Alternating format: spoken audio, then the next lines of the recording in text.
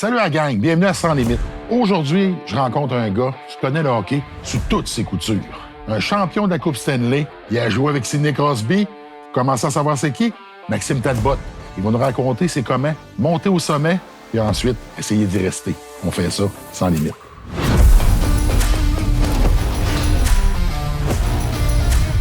Ça fait combien de temps que vous faites ça? On a commencé, c'est notre deuxième saison. On est en train de tourner. Mais c'est un projet que je travaille dessus depuis 2 ans. OK. Puis combien t'en as fait ta première saison? 13 la première saison. OK. Tu sais, ça nous a permis de se faire les dents, voir qu'est-ce qui marche moins, les choses à améliorer. Ouais. Fait que là, ici, ça va être le loft. OK. Fait qu'on est en train de le finir. Quand j'ai un peu de temps, parce que le temps, Je comprends. pas comme toi, je suis pas en retraite, là. Eh, tabarnane. On va faire fermer le chauffage parce que ça marchera pas. Ou baisse-les. Peut-être qu'on va être correct. T'as-tu un Telex? Ouais. Ah, c'est cool, ça. Fait que là, on n'est plus tout seul. Fait qu'il y a le dossier de recherche, parce que tu as parlé Ben avec la ouais. recherchiste. Fait que là, ils te lancent des petits sujets une fois Oui, de temps mais en ce qui temps, est le puis- fun, c'est que de même, ça permet de faire en sorte... Tu sais, la plupart des podcasts, en tout cas, du moins ce que je regarde ici, là, c'est que des fois, tu as des temps morts. Ouais, Puis là, tu te ramasses avec un genre de... Pas de malaise ou de vide. je comprends. Là, on est capable tout court de rester là, sur Mais un ouais. fil. Ah, c'est brillant, j'avoue. Ouais. Parce que j'ai rarement vu ou entendu ça, tu sais, faire un podcast avec un Telex, mais je trouve ça brillant, c'est sûr. Tu sais, c'est parce que nous, on fait on tourne ensemble, là, ça fait une dizaine d'années, toute la même gang. Fait que les shows de barbecue qu'on a fait, des Ouais. shows de voyage. Puis sur le barbecue, on travaillait avec ça. J'ai trouvé que c'était super. Là. Ben oui. Ah non, écoute, moi, j'aurais besoin de ça, là. Tu sais, des fois, t'as un brain fog. Là. Vous n'avez pas? Ben, à la télé, oui. Oui? OK, à la télé, oui. Mais tu sais, je trouve, format podcast, je trouve que ça se prête super bien. Tu sais, j'ai jamais... j'en ai fait des podcasts, là, tu sais, en tant qu'invité, puis je pense que c'était le premier que je vois. Peut-être que... Je suis content. Je pense pas d'en avoir vu d'autres non plus. Non, c'est ça. Je trouve que ça fait... Parce que moi, j'ai pas une bonne mémoire, tu sais, fait que ça m'aiderait. C'est à cause des commotions? Bonne question. C'est-tu commencé, là? On est-tu live? Ah oui, c'est commencé, C'est live, ouais, live, ouais. hein? Salut, Hugo. À cause des commotions, je sais pas. Écoute, plus jeune, j'ai jamais vraiment de mémoire de même, tu sais, mon enfance, puis tout ça. Puis, tu sais, j'ai fait la fête quand même, là, en jouant au hockey, plus vieux en adolescent. Commotion, j'ai jamais eu de scientifiquement Répertorié, répertorié, mais j'en ai fait quelques-unes dans ma carrière où je jouais le lendemain, où je prenais une bière le soir, faites pas ça à la maison, mais tu sais, je prenais une bière pour me dire que j'avais une raison d'avoir mal à la tête le lendemain matin. Tu sais, vraiment, Ouais. vraiment pas... mais dans le temps, c'était pas comme maintenant, là. Non, surtout dans tes années. Là. Exact. Fait que, tu sais, j'en ai fait le même match que Sidney Crosby s'était fait geler par...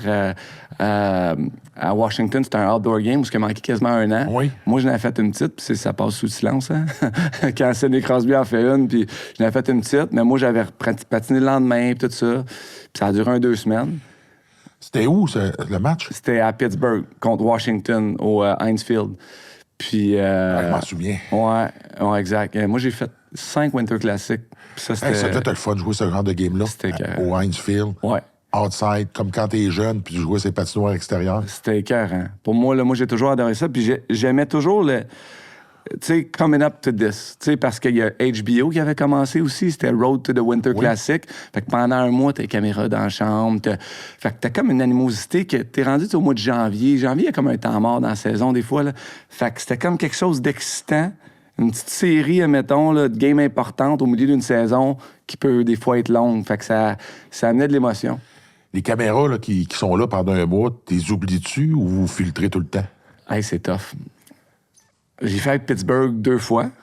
Pittsburgh, on avait tellement une culture forte dans l'équipe que t'es oublies, c'est naturel, c'est drôle, c'est le fun. Je suis arrivé avec les Flyers après. Puis ma première année là, on l'a fait au stade des Phillies. On avait joué contre les Rangers. Leadership était peut-être moins fort, admettons. Puis là, les caméras, puis j'avais averti les boys, j'ai dit, tu sais, c'est quand même touché, tu sais, parce que je l'avais fait j'avais une expérience de 2 fois avant. Puis à Philly, le leadership était peut-être moins fort. Fait que là, admettons, t'es dans le gym. Puis là, tu t'en vas, puis tu commences à t'entraîner, les caméras sont là. Puis là, t'en avais tant des petits calls négatifs de... working out for the camera. Tu sais, des petites affaires, des petites pins tout le temps. Des petites wins. Là, Tu comprends? Fait que ça devient un petit peu plus négatif, puis ça te dénature un peu. Tu sais, les caméras sont là, j'irai pas là, ou je ferai pas ça. Fait que ça avait été peut-être plus une distraction qu'à Pittsburgh dans une culture très forte. Pittsburgh, là, le concept d'équipe, il avait l'air vraiment fort. Ouais. Ah, écoute, concept d'équipe, concept familial, tu sais, parce que tu pars avec Mario Lemieux, qui est un propriétaire, qui est un homme droit incroyable, avec un aura super. Puis là, Sidney Crosby s'en va habiter chez lui. Puis Sid, à 18 ans, moi, de sa première saison, c'était ma première saison à Sid. Puis c'était la dernière saison de Mario. Fait qu'il y a comme le passage de flambeau.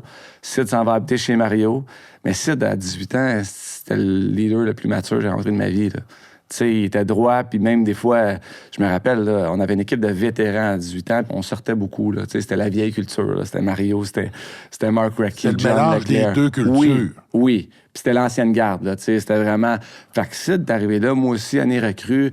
Là, tu sais, toujours une bière avant les games. On arrivait dans une ville, on allait prendre une bière, puis tout ça, puis ça sortait. Puis là, Sid, à un moment donné, je vais toujours me rappeler, on était à Chicago, puis là, on allait prendre un verre de vin, hein, la veille d'une game. À la veille d'une game? La veille d'une game, oui, dans le temps. Là, et ça, c'est la vieille culture. La vieille culture. C'était, tu sais, les pratiques du matin, là, ça a été inventé pour suer l'alcool de la veille. Dans la vieille culture, c'était ça, là. T'appelles ça un morning skate, t'as sweat it out, là. Tu sais, fait que les gars, la veille d'une game, là... Les gars, là, ils se la pétaient pas mal à l'époque. À l'époque, ça a changé beaucoup, là. Star, c'est vraiment pas comme ça, là. C'est des athlètes, c'est des machines. À Star, là, t'en as plus de la bière la veille. Là. Écoute... Il y a encore des histoires qui en ont. Ouais, mais tu sais, ça va être un verre de vin ou deux, mais c'est pas... tu sais, mais on allait se coucher quand même relativement tôt, mais tu sais, t'arrivais, là, des fois, c'était mandatory drink, ça veut dire que t'étais obligé, tu droppais tes sacs, puis t'arrivais normalement dans la ville que t'allais jouer sur la route à 3 h l'après-midi, un vol d'1 heure, là, tu sais, on parle pas d'un vol en Californie, là. T'arrives à 3 h, drop tes sacs, à 4 h, t'es au restaurant, puis t'es obligé de prendre une bière avec l'équipe. Puis là, il y en a qui vont prendre une bière ou deux, puis là, ils s'en vont se coucher, ils s'en vont souper ensemble. Il y en a d'autres qui vont prendre la bière que l'autre n'a pas pris de plus. Exact. Puis là, tu restes souper, puis là, tu faisais un gros souper à 12 joueurs, admettons, puis là, tu jouais à la carte de crédit, tu mettais ta carte de crédit dans le chapeau, puis celle-là qui était prise la dernière, c'est qui paye. Tu sais, fait que les cheap, ils restaient à la maison parce qu'ils voulaient pas jouer à la carte de crédit. Mais ça pouvait faire des tables. Le lendemain, ben, tu sais, tout le monde dans la ligue le faisait dans le temps. Tu sais, t'avais 3-4 gars sérieux qui le faisaient moins, des jeunes, peu importe. Mais c'était vraiment une autre culture. Fait que je vais toujours me rappeler, Sid à 18 ans, à Chicago, there's something wrong. Ça devrait pas être comme ça, tu sais. Puis il y avait tellement un caractère solide que là, après ça, l'année d'après, ben là, Greg Patrick se fait congédier. Puis là, il change, tu sais, Stahl, Malkin, Fleury, tous les gars, tous les jeunes ont arrivé. Sid, il a pris le flambeau, puis on a développé une culture. Fait que la culture a changé quand Sidney Crosby est arrivé. Oui. Puis ils ont fait, tu sais, ils ont aussi, tu sais, tassé les vieux. Puis là, c'était Malkin, c'était Fleury, c'était tous les jeunes qui sortaient de Wilkes-Barre en même temps. Puis là, c'est devenu sérieux. Fait que c'est là que la dynastie, la deuxième dynastie de Pittsburgh s'est construite. 100%. 100%. Mais ça a commencé avec Sid, le jour où ils ont gagné le boulier puis qu'ils ont repêché le meilleur joueur au monde. Un gars avec tellement un caractère solide qui a fait que t'as pas le choix, là. Tu sais, t'as pas le choix d'embarquer dans la machine. Tu peux pas suivre Sid, ça marchera pas. Puis tu veux le suivre parce que crime, ça fonctionne, son affaire. Dirais-tu que c'est l'ultime leader, en plus d'être peut-être l'ultime coéquipier? Ben oui. Tu sais, c'est pas un leader. Puis je regarde Suzuki leader le Canadien, mettons, là. Pas comparer Suzuki à Crosby, mais c'est un leader quand même tranquille d'une façon. C'est pas un gars qui va crier, qui va encourager nécessairement. C'est un gars qui est là puis qui se présente toujours. Puis tu sais qu'il retourne à la maison, il pense au hockey, puis il n'y a pas d'excès, puis tout est réfléchi pour être à son meilleur tous les jours. Tu sais, fait moi, je dis, admettons, mon jeune, il a 11 ans, là, puis je parlais à son équipe cette année, puis je dis, tu sais, regarde les meilleurs joueurs dans l'équipe, puis inspire-toi d'eux, regarde ce qu'ils font, comment ils travaillent, tout ça. Moi, j'ai eu la chance de faire ça pendant 7 ans, là, avec Sid, d'avoir le meilleur joueur au monde, prendre des mises au jeu contre lui en pratique, le regarder travailler contre Fleury. Tu sais, toujours la bonne attitude pour s'améliorer. C'est un peu... c'est pas maladif, le bon mot, là, ça c'est un mot négatif, là, mais tu sais, il est comme... il est craqué, là, en voulant dire, il n'y a pas d'enfant encore parce qu'il est tellement craqué par rapport au hockey, là, il veut être le meilleur jusqu'à temps qu'il termine de jouer, il veut pas de distraction. Fait que toute sa vie est en fonction du hockey. Performer dans son sport. D'être le meilleur. Moi, je me souviens, justement, en 2009, l'année que vous avez gagné la Coupe, tu étais un leader de l'équipe aussi. J'étais un leader vocal. J'étais un leader différent. Puis c'est drôle parce que je regarde ma carrière puis je me dis, c'est quoi un mot qui pourrait définir ma carrière? Puis je l'ai réalisé dernièrement parce que j'ai été coaché à San Diego aussi après avoir joué et tout ça. Puis je dis ça à des jeunes, des fois, moi, de la façon que j'ai fait ma carrière, c'est que je me rendais indispensable à l'équipe. Me rendre indispensable ne veut pas dire être le meilleur chaque soir, mais veut dire j'amenais toujours une facette à la game que l'entraîneur ne pouvait pas me sortir du line-up. Tu sais, j'étais toujours un gars 3-4e ligne. Fait que c'est facile, là, mettons, tu joues à 5-6 matchs mauvais de suite, là. Il y en a un autre meilleur qui attend en ligne pour prendre ta place. Mais moi, mettons, j'avais pris la radio. Fait que je gérais la radio dans la chambre. Mettons, j'étais le DJ. On arrivait dans l'avion, ben moi, j'étais à la table de cartes. Je jouais aux cartes, j'organisais les games de cartes. Quand c'était le temps d'avoir un party d'équipe, ben ça se faisait chez nous. Le Super Bowl, ça se faisait chez nous. C'est moi qui organisais ça. Fait que tout ça, là, t'enlèves Maxime Talbot de l'équation. Il y a un trou dans l'équipe, là. On va dire, qui va mettre la musique, là? Tu l'avais-tu réfléchi? Je te dirais, socialement, c'était comme naturel. C'est rendu là. Mais je pense que c'était naturel. Puis c'était avec du recul que je dis, crime, c'était ça. T'sais, je pense que je le réalisais d'une certaine façon. Puis j'étais comme, je me suis déjà fait dire, j'étais comme le thermostat de la chambre aussi. Puis ça, c'est de savoir, admettons, OK, on est sur une série de victoires, puis là, on commence à être un peu loose, là. OK, tu sais, comme avoir un peu trop de fun. Puis là, j'arrivais un matin à l'aréna, là, puis je disais pas un mot. J'étais juste plus calme, parce que j'ai une grosse énergie. Moi, je m'amusais au hockey, là. Fait que, tu sais, j'arrivais tous les matins excité, tout ça. Fait que quand j'arrivais plus calme, je me faisais demander par 4 joueurs, là, ou les trainers, les gars, « OK, ça va-tu? Qu'est-ce que... » Non, game day today, là, I'm good. Mais ça changeait, ça faisait comme... Tu sais, même chose de l'autre côté, quand ça allait pas bien, là, j'étais comme... Je craquais les boys, je mettais la musique plus forte, puis c'est comme... OK. Ça, c'était réfléchi, là. Oui, ça, c'était réfléchi. Je pense que c'était comme... j'allais réaliser, ça allait évoluer. C'est un peu comme quand j'étais à l'école de police. Fait que nous autres, on avait des groupes, t'as le sergent, après ça, t'as le lieutenant. Fait que t'avais différents rôles. Fait que c'est un peu ça dans une équipe, oui. Là. 100%. C'est tout le monde a son rôle, puis tout le monde a sa place, puis tout le monde, tu sais, rassembleur, écoute, c'est tellement important, l'esprit d'équipe, là. Tu sais, faut que tu bâtisses une culture, puis quand t'en as un t'en as des leaders négatifs, là, puis j'ai toujours, ça, c'est Guy Boucher qui disait ça. Dans une équipe de hockey, mettons, t'es 20 joueurs. T'as 30%, 30%, 30%. Fait que t'as les gars que eux autres sont positifs, t'as pas besoin de grandes attentions vers eux, sont toujours là, ils se présentent. T'as le milieu qui est là, puis que, tu sais, c'est pas tous les soirs, mais sont là, sont impliqués, tout ça. Puis t'as le 30% que eux autres, c'est comme les Black Horse, que, tu sais, les Black Sheep. Faut que t'es motivé, mais des fois, ça va être des leaders négatifs, tout ça. Puis il dit, concentre-toi pas sur le dernier 30% parce que ça prend trop d'énergie. Il dit, quand t'es capable là, d'arriver au milieu, là, puis de motiver ton 30% à embarquer en haut, là, bien là, le dernier 30%, là, il va faire pitié, puis il n'y aura pas le choix d'embarquer dans le bateau, tu sais. Fait que tu te concentres sur ta masse critique du milieu, à essayer de, eux autres, les amener vers le haut, puis ça fait que c'est là que tu peux bâtir quelque chose de plus profond. C'est drôle que tu dises ça. T'es un gars de 3e, 4e trio, mais la perspective que j'avais, c'est que l'importance que tu avais dans l'équipe, c'était pas ça. Dans ton jeu, tu avais fait des buts importants. Ouais. Je te mets dans les séries cette année-là. Fait que tu prenais plus de place qu'un joueur de 3e, 4e trio. Là. Ben, je pense que oui. C'est de la profondeur dans une équipe, mais tu sais, socialement, je pense que je prenais plus de place dans l'équipe. Tu sais, j'étais un rassembleur, j'étais un gars que, justement, un gars d'équipe, que j'étais prêt à me battre tous les soirs, que, tu sais, des fois, ça prenait un but, mais des fois, ça prenait juste, justement, une bataille, une mise en échec, un changement de momentum. Puis je trouve que ça, c'est important dans le hockey. Tu sais, je parlais à Amanda Castle, c'est une fille qui a été 3 fois aux Jeux olympiques. Elle travaille maintenant, c'est une des meilleures joueuses de hockey qu'elle a jamais joué. Puis elle travaille maintenant pour les Pingouins. Elle est assistant DG de Wilkes-Barre, club école. Puis je me demandais, c'est quoi tu regardes quand tu vas repêcher un joueur? Puis là, elle me disait, c'est le hockey IQ, je pense, la qualité numéro 1. C'est l'intelligence hockey. Puis elle me dit, toi, moi, je dirais que ça irait plus loin que ça.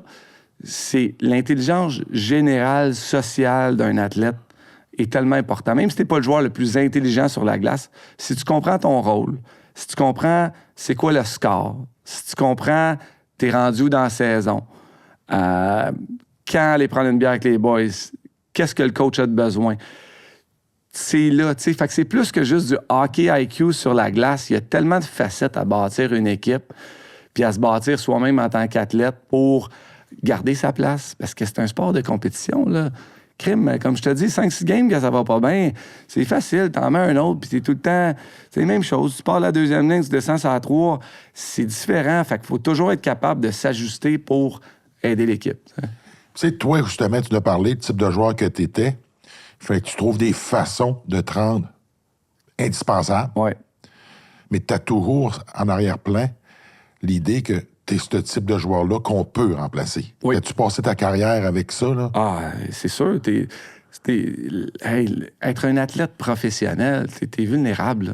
Tu sais, c'est des gars qui jouent 20 ans, là, comme Sid, comme Ovechkin, tu sais, des choses comme ça, c'est dur. Mais eux autres, ils ont plus de talent. Là. Tu regardes la masse générale d'un gars de mon talent, mettons, là. J'ai été chanceux de jouer 11 ans dans la Ligue nationale, puis 3 ans en c'est quoi, Russie. 3-4 ans, un type de joueur? Exact. Hein? 4 ans, une carrière moyenne, admettons. Fait que, tu sais, quand t'es toujours sur la ligne des bottom 6, t'es facilement remplaçable pareil. Tu sais, il y a un gars qui peut prendre ta place. Il y en a plein de talents dans les mineurs. Il y a des millions de joueurs de hockey. Une blessure. Oui. Une mauvaise passe. Exact. Un nouveau choix repêchage. Exact. Une nouvelle blonde quand t'es jeune, puis que, tu sais, tu te cherches un peu. C'est trop faire la fête, tu sais, il n'y a pas jamais de passé, mais tu sais, trop faire la fête. Tu sais, tu peux rentrer dans le monde de tout ça, là. Dans la Ligue nationale, là, tu dépenses un peu, puis là, tu te retrouves à 23 ans, ta carrière est finie, puis t'as pas de diplôme, puis je fais quoi de ma vie, tu sais. Fait qu'il y a plein de... Puis chaque jour, il faut que tu sois ton meilleur. C'est ça le plus difficile, c'est que there's always someone watching. Il y a tout le temps quelqu'un qui veut prendre ta place. Fait que c'est là que la pression, puis c'est de performer devant 20 000 personnes, des gens qui te jugent, des journalistes, des affaires, c'est d'arrêter, tu sais, de tasser tout le bruit, puis de compétitionner chaque jour à ton meilleur. Ça devient pareil. Moi, je le vivais pas de même parce que je m'amusais sur la glace. Tu sais, fait que la pression, j'étais comme... Je le réalisais qu'il fallait toujours que je sois mon meilleur, mais je l'ai fait vraiment sainement dans le plaisir. Là. Toi, tu faisais pas d'anxiété, mais il y en a qui en font avec ça. Sûrement. Tu sais, c'est d'essayer de faire sa place. Puis souvent, je le vois plus dans les... Tu sais, j'ai été agent de joueur aussi quand j'ai pris ma retraite. Tu sais, peut-être, c'est les gars qui sont comme... Tu sais, top ligne américaine, puis ils ont été repêchés tôt dans la Ligue nationale, puis qu'ils ressentent une pression. Puis là, ils ont de la misère à se détacher puis de dominer dans la Ligue américaine. Puis je trouve que c'est cette masse-là qui est la plus... difficile. Tu sais, avant de commencer à t'établir, puis là, tu te fais caller up, tu te fais redescendre, puis là, t'es dans les mineurs, puis là, faut que tu performes. Je trouve que ça, c'est plus dur, tu sais, que d'être dans la Ligue nationale, puis, tu sais, avoir à performer chaque soir. Tu sais, ouais. Sûrement que quand t'es sur le bord de faire le saut, puis là, ma référence là-dedans, c'est que j'ai travaillé beaucoup avec Daniel Brière. Premier choix junior majeur, après ça, premier choix dans la Ligue nationale. Les attentes sont super élevées. Ouais. La transition se fait pas comme tu voudrais ou comme les autres voudraient non plus. Mm-hmm. Fait que là, je me souviens qu'au début, il n'a pas fait de club. Monte en haut, redescendait. Puis là, il commençait à parler de peut-être s'en aller en Europe parce que c'était beaucoup, beaucoup de pression. Là. Tu sais, je te dirais, un jeune repêché, là, admettons, tu me donnes le choix, là, j'aime mieux être repêché début deuxième ronde que fin première ronde. Puis c'est fou, là, parce que entre le 32e repêché puis le 33e, là, tu tombes de la première à la deuxième, il y a une différence dans la perception des gens, de l'équipe et la pression qui est mise sur toi parce que t'es le premier choix de l'équipe. Fait que là, tout le monde veut te battre de 1, mais de 2, ça vient avec ça a été notre premier choix. Faut le développer, puis il va être bon, puis il va jouer, mais t'es 33e, t'es un choix de deuxième ronde, il y a quelqu'un en avant de toi, puis on dirait qu'ils vont prendre plus de temps avec toi. Ils n'ont pas les mêmes attentes. Exact. T'as pas cette pression-là. Fait que ça vient... t'es content d'être un choix de première ronde, mais à la fin de la journée, là, moi, je suis un choix de 8e ronde. Là. Il y a même plus 8 rondes dans la Ligue nationale de 1, mais de 2, j'avais la motivation à battre 7 gars en avant de moi pour faire l'équipe. Là. Puis je les ai battus les 7. Oui, puis t'as pas la même pression, parce que non. les attentes envers toi, il y en a pas. Il y en a pas. Moi, c'est une surprise. Fait que tout ce que je fais, c'est... Crème, t'as un choix de 8e ronde, il a fait tout ça. Ben oui, mais tu sais, il y a plus de joueurs non repêchés. Okay? Les joueurs non repêchés dans la Ligue nationale ont joué plus de matchs, je pense, que de la 3e à la 7e ronde. Quelque chose comme ça. La statistique, là, reprends-moi, il faut la regarder, là, mais c'est quelque chose de stupide comme ça. Fait qu'il y a plus de joueurs non repêchés qui vont se développer, sais, sur le long terme, c'est un sport à développement tardif, le hockey, là, à part d'être un Demidov, un Crosby, tout ça, là, c'est rare les jeunes qui vont percer à 18, 19, 20 ans. Fait qu'il y a plus de gars qui vont sortir. Puis c'est dur d'évaluer un... Tu sais, en tant que scout. Ben oui, 17 ans, tu le regardes jouer junior, c'est très difficile. Y a-tu de la personnalité, comme je te disais, y a-tu une blonde, y a-tu whatever, c'est la famille, tout ça. Y a-tu ce que ça prend mentalement pour devenir un athlète? Tu le sais pas, tu le vois jouer 12 games, tu sais. C'est... 8e ronde? Ouais. Pensais-tu que tu allais être repêché? Ben, j'étais listé 3e. Fait que ça a été une déception, ma journée de repêchage. Là. Tu sais, dans le temps, c'était la ronde 1, 2, 3, c'était le samedi. Puis de 4 à 9, c'était le dimanche. Toi, tu devais sortir le samedi? C'était borderline. Tu sais, mon agent dit reste prêt en milieu de 3e, tout ça. Mais ça a quand même été une déception. Puis là, la deuxième journée commence. Mon agent dit ça va être tôt aujourd'hui. J'étais avec mes parents, mes frères. On est à Toronto. Au moins, c'était à Toronto. On n'avait pas pris l'avion. Mais t'es là parce que c'est une belle expérience. Puis là, 4, 5, 6, 7. Là, tu vois des gars seniors qui sortent avant toi que tu fais comme, voyons donc. Puis finalement, 8e ronde, on m'a emmené ma mère et mon frère m'ont fumé une cigarette. Ils reviennent, il y avait des yeux un petit peu, ils étaient tristes pour moi. T'sais. Mais moi, m'emmené, il y avait des fans des Islanders. Moi, il y avait un gros drapeau au draft des partisans. J'avais pris le drapeau. Là, je suis ici. En niaisant, je le prenais. Peut-être que j'essayais de camoufler et d'aider ma famille qui était déçue pour moi. Mais regarde, je me suis fait repêcher. Puis c'est vraiment un pied dans la porte, là, un repêchage. C'est rien de plus que ça. Là. Après, c'est le travail qui commence. Là. Ça, l'attitude, faut que t'aies. Oui. Mais n'empêche que quand t'as des attentes, puis qu'on te dit que tu devrais sortir là, ça laisse un goût amer dans la bouche. Là. C'est sûr. Puis c'est dur, là. Tu sais, c'est les attentes, c'est ça qui va nuire une carrière, c'est ça. Parce que souvent, les attentes sont trop élevées. Les attentes salariales, tu sais. Regarde un Gallagher, mettons, l'an passé, tout le monde était... il est correct, mais il coûte trop cher. T'sais. Là, cette année, en scoré 21, là, tu dis, on en a de notre argent, mais dès que tu es un petit peu surpayé et tu as une saison off, tu parles d'argent dans le contrat du joueur, mais il rend pareil des fiers services aux Canadiens, mais peut-être pas à la valeur qu'il a été payé quand il en a scoré 30, mais à la fin de la journée, si t'aides l'équipe, c'est pas juste le salaire là-dedans puis choix de ronde. Là. Fait que t'es repêché. Ouais. 8e ronde. Ton premier camp, ça se passe comment? Écoute, premier camp, va toujours me rappeler. Marc Bergevin était là, ancien DG du Canadien. Il était joueur à l'époque. Il était joueur pour les Pingouins. Fait que moi, il m'appelait Little Burge. Fait que petit Bergevin, parce que je suis arrivé au camp avec des lunettes, m'habillais un peu... tu sais, un peu, c'est ça, j'habillais un peu avec des couleurs. Comme Burge. Burge, il était très, très coloré, Marc Bergevin. Là. Oui? Il a une longue carrière parce que c'était un clown. Là. C'était le meilleur ami à Mario Lemieux. Puis... C'est pas l'image qu'on a. Non. Au début, quand il est arrivé avec le DG du Canadien, au début, il amenait encore ça.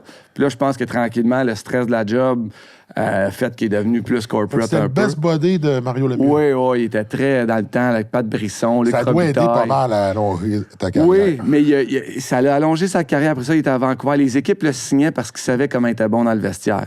Tu sais, il amenait des... c'était Marc-André Fleury avait été son roommate la première année dans la nationale. Il amenait un petit sac là, avec genre des affaires comme la poudre à gratter, tu sais, des niaiseries. Oui, il jouait des tours, genre à tout le monde. Là, il y a plein de blagues dans son sac. Il est vite. Fait que, tu sais, c'était vraiment un joueur qui a eu une longue carrière en fin de carrière parce que les équipes venaient chercher. Il va être bon pour notre vestiaire. Tu sais, fait que c'était un bon défenseur stable, mais vraiment, c'était sa personnalité. Fait que... il était plus utile dans la chambre que ça à glace. Ben, surtout en fin de carrière. Il était un bon joueur, il a une belle carrière. Fait que moi, tout de suite, m'appelait Little Burge, parce que j'avais la personnalité québécoise, tout ça. Mais tu sais, tu fais des drills, t'as 18 ans, t'arrives à Pittsburgh, puis tu fais des drills avec Mario Lemieux, mettons. Tu sais, un drill stupide, là. Tu pars, t'es 3 attaquants, tu fais toute la glace, faut juste que tu fasses des passes, mais... T'as Mario au centre, là, t'as 18 ans, tu fais comme... Tu dois capoter. Capoter, tu sais, t'es junior, là, qu'est-ce que je fais ici, là, tu sais, puis là, tu shakes la puck, puis là, tu fais une passe d'un patin.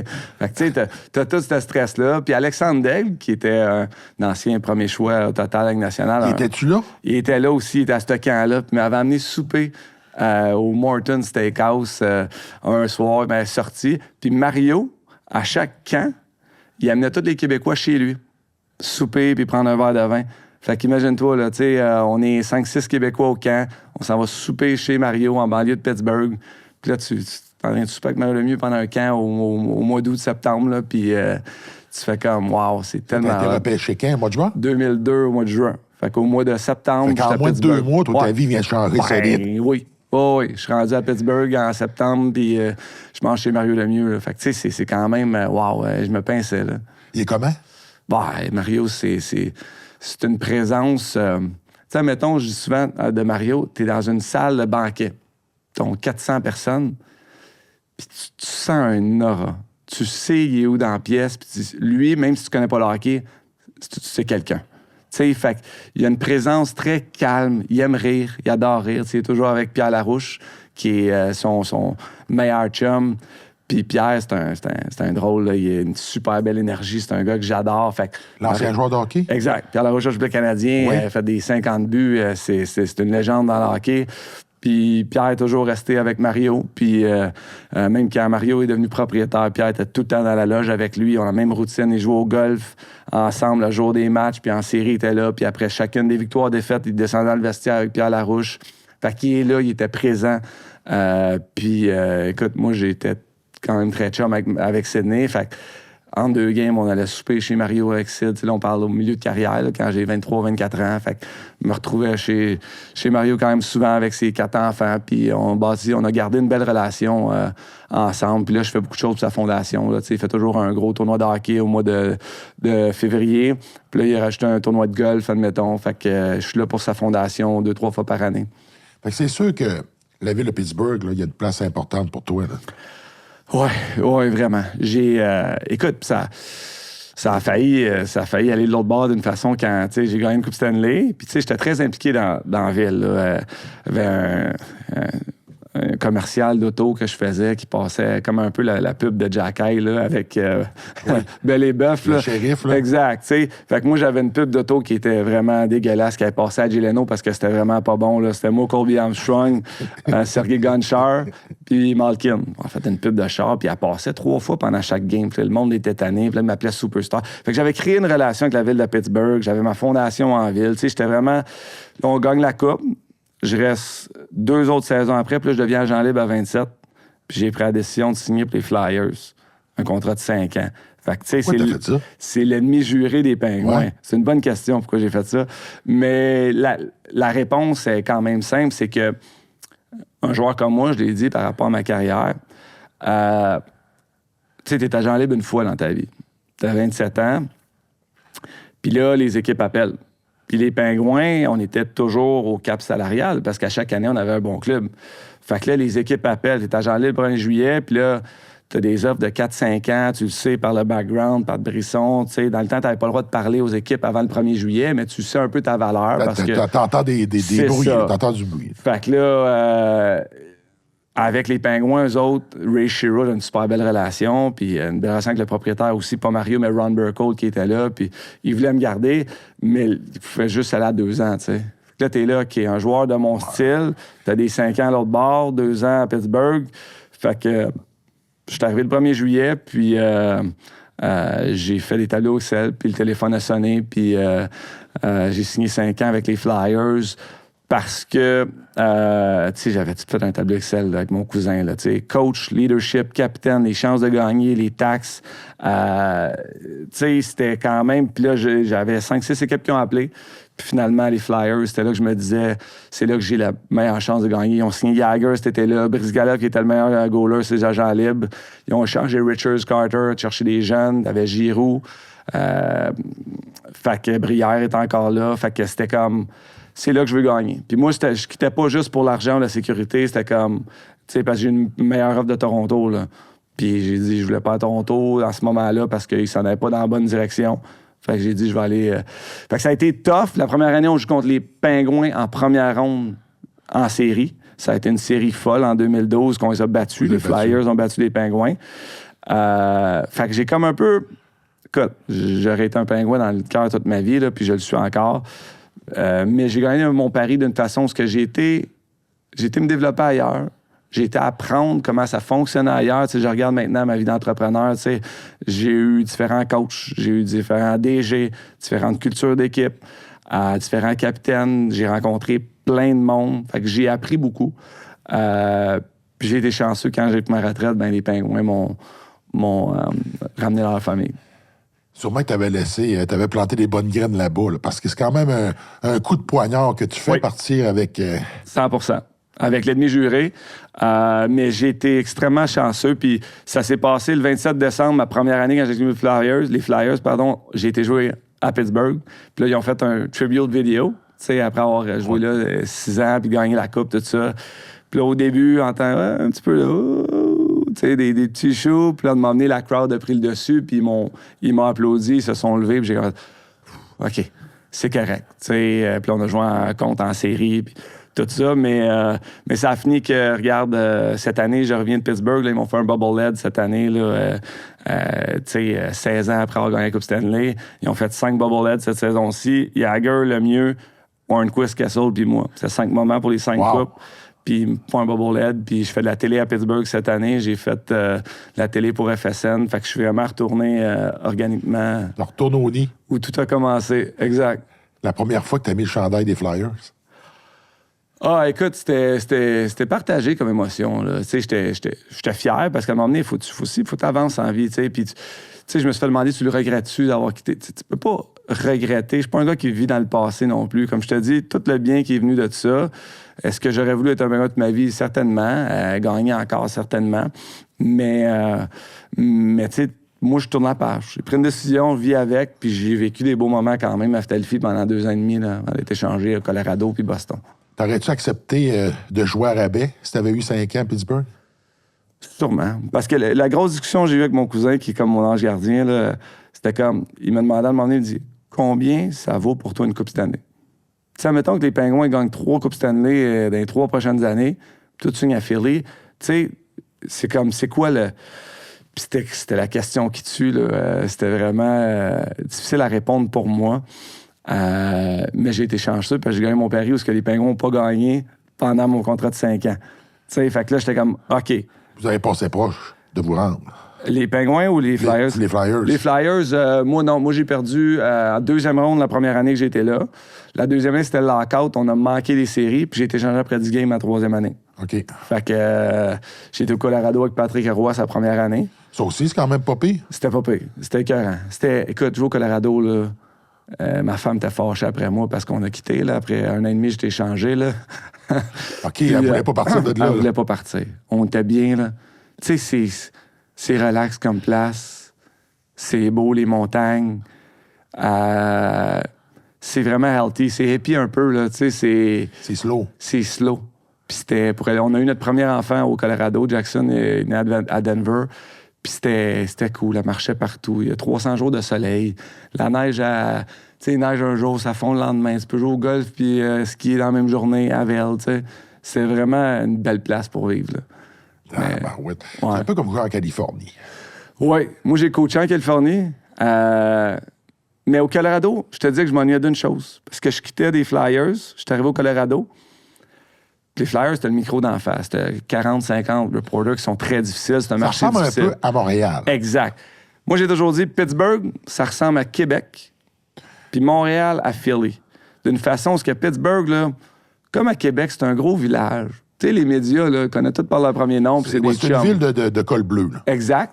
Puis ils encouragent l'équipe. Tu sais, les journalistes sont le fun. La pression est là, mais c'est jamais extrême. Ils écriront jamais des histoires parce qu'ils sont dans la chambre le lendemain, ils se sentent mal. C'est des bonnes personnes. T'arrives à Philly, là, ils ont eu le Père Noël, là. Tu sais, c'est une ville qui a eu le Père Noël, là, dans les 3 sports. Là. C'est une ville qui est 4 sports, qui est très, très dure à performer. C'est une ville avec une vibe un peu négative, demandante. Fait que... Une ville rough. Une ville rough, oui. Mais quand j'étais arrivé au Colorado, je m'ennuyais de la ville rough. Pour vrai? Ben, t'arrives là, t'as 2 beat writers, tu finis la pratique, ils parlent à 1 ou 2 gars, tu t'en vas. C'est facile d'oublier si t'as gagné ou perdre la veille. Là. Fait que vous êtes pas tant d'en face du monde. Là. Au Colorado? Ouais. Ben, t'as un bon following de fans, mais on dirait que c'est vraiment plus relax. La pression, t'as ressens différent. Comme un peu la Californie, tu le dis, ou la Floride. Puis, écoute, c'est drôle parce que ça m'amène à penser, quand j'étais agent libre, Michel Therrien m'a appelé. Genre la veille des agents libres, du Max, qu'est-ce que c'était sur la tête, sur la table, tout ça. C'était plus mon coach. Il m'a appelé. Michel Therrien, moi, j'étais agent libre en 2011. Il est où, Therrien? Therrien, écoute, il était-tu en 2 jobs ou il était coach du Canadien? Je le sais pas. Mais tu sais, moi, il m'a coaché pendant 5 ans à Pittsburgh. Okay. Fait qu'il m'a juste appelé comme pas pour jouer avec les Canadiens, mais en conseiller, en chum. Il me dit, Max, c'est quoi que... Puis là, j'ai dit, il y avait Colorado qui avait appelé, il y avait San Jose, il y avait une couple d'équipes, tu sais. Il dit, Max, j'ai un conseil à te donner, il dit, reste dans l'Est. Il dit, toi, t'es un gars, là, à 7 heures à New York ou à Montréal, le hockey, ça se passe à 7 heures. Il dit, t'es un gars de haute pression, tu veux performer dans les marchés où ça compte. Il dit, va pas te perdre dans l'Ouest où la game commence à 10 heures, là, tu comprends, on voit moins les équipes de l'Ouest en étant sur ce fuseau horaire-là. Là. Fait que c'est comme, reste prime spot dans une équipe dans l'Est. Où est-ce qu'on va te voir? Où est-ce qu'on va te voir, puis où est-ce que tu peux exprimer ta personnalité. Puis il avait raison, parce que quand j'étais au Colorado, je m'ennuyais de ça. Je m'ennuyais de la high pressure. Au Colorado, c'est-tu les Broncos qui prennent la place? Oui. Oui, je te dirais football. Puis Manning joue encore, Peyton Manning, tout ça. Mais c'est une ville de sport, mais c'est ça, le monde sont là. T'as beaucoup de... C'est rare les gens qui viennent du Colorado, qui habitent au Colorado. On dirait que c'est tous des gens qui ont déménagé là. Fait que l'appartenance pour la ville n'est pas encore bâtie d'une certaine façon. Si ça fait du sens, là. Oui, ça fait du sens. T'as beaucoup d'expats, là, des expats. Tu comprends ce que je veux dire, là, qui viennent pas de là. Puis jouer avec Patrick Roy, t'étais chanceux. Mario Lemieux, Patrick Roy, c'est des monuments, là. Oui. Ben, lui, c'était mon coach, Pat. Fait que c'est sa première année de coach en chef dans la Ligue nationale. Puis c'est André Tourigny, qui est maintenant le coach de Utah, qui était assistant coach, avec Mario Duhamel, qui était mon coach Pee-Wee. C'était un coach dans le junior majeur, qu'il était chum avec Mario puis André Tourigny. Fait que, tu sais, j'arrive là, eux autres sont venus me chercher. Puis là, des avantages numériques, ils voyaient une lacune de tout ça. Fait qu'après 10 matchs, en 2013-14, ils sont venus me chercher. Puis ça a été le fun, là, tu sais... Landeskog. McKinnon, il a habité chez nous la 2e saison en pension. Exact. Fait que Giguère était là. Fait qu'on avait une belle équipe. Puis cette année-là, on a gagné la division. On a été en première ronde. On a perdu en 7e match, 3e overtime contre le Minnesota. Mais l'expérience a été le fun. Pat, c'était un gars super intense. Écoute, c'était intense. Puis la 2e année, on a une saison plus difficile. Puis on a manqué les séries. Puis à la période des transactions, le jour des transactions, je me suis fait échanger par Pat. Puis... Pourquoi? J'étais à Boston. Pourquoi? On a eu un meeting de leadership. Écoute, ça a été... c'est pour ça que je te dis que ma femme est un peu fâchée qu'on ait quitté Denver, parce que on a eu un meeting de leadership un petit peu, admettons, juste avant... On faisait pas les séries. Puis là, j'essaie de penser comment je l'amène, parce que c'est quand même délicat comme sujet. Mais je sais même pas si je vais en parler publiquement. Ah ouais? Ouais. Tu sais qu'ici, il n'y a pas de limite, là. Non, je sais. Ça va rester ici. Ce qui se dit ici, reste ici. Mais... prends juste le temps de le raconter comme tu as le goût. Ouais. Puis si t'as vraiment pas le goût, c'est cool aussi. Mais c'est comme... je comprends là, que ça a l'air d'aller... c'est parce que je suis pas dans la... Admettons, ce que je suis dans ma vie, je pense qu'en le comptant, ça fait pas refléter tout le monde bien.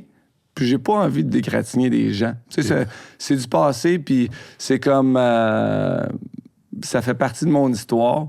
Ça a quand même un impact sur ta vie, cette décision-là. Ben, quand même. Ça a juste fait que j'ai été échangé à Boston puis j'ai vu d'autres choses là-bas, tu sais. Oui, on comprend que t'as quand même... la vie continue. Oui.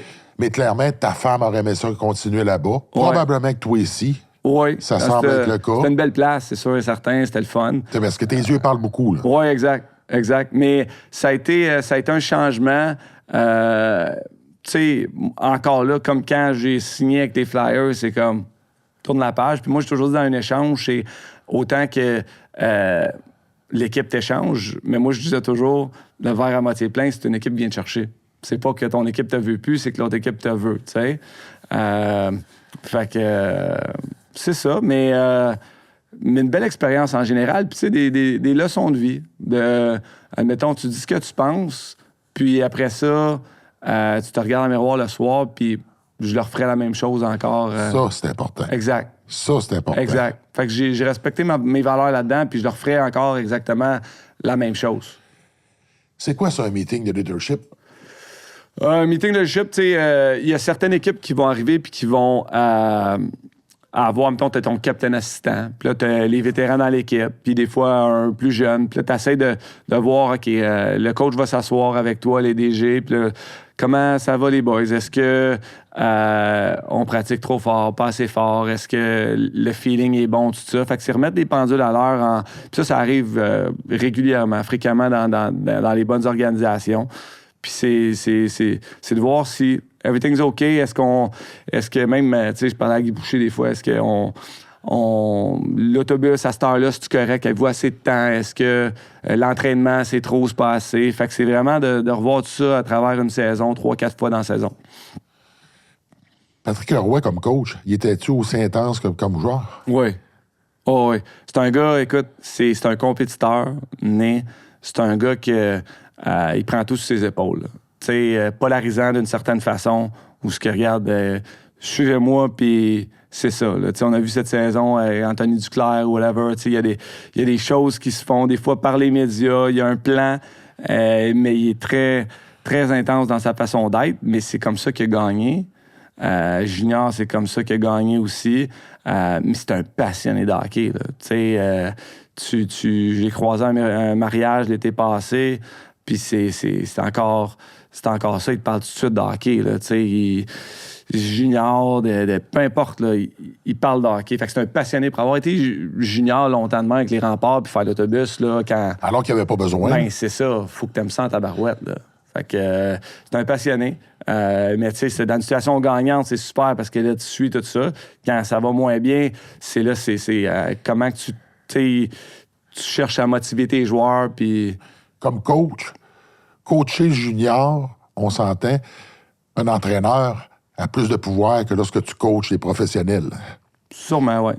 Fait que ça doit pas être facile, cette transition-là, là, parce que tu as des égos professionnels qui sont complètement différents. Oui.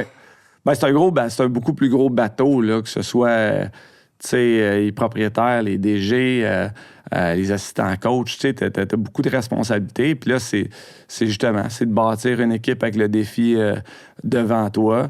Mais il faut vraiment...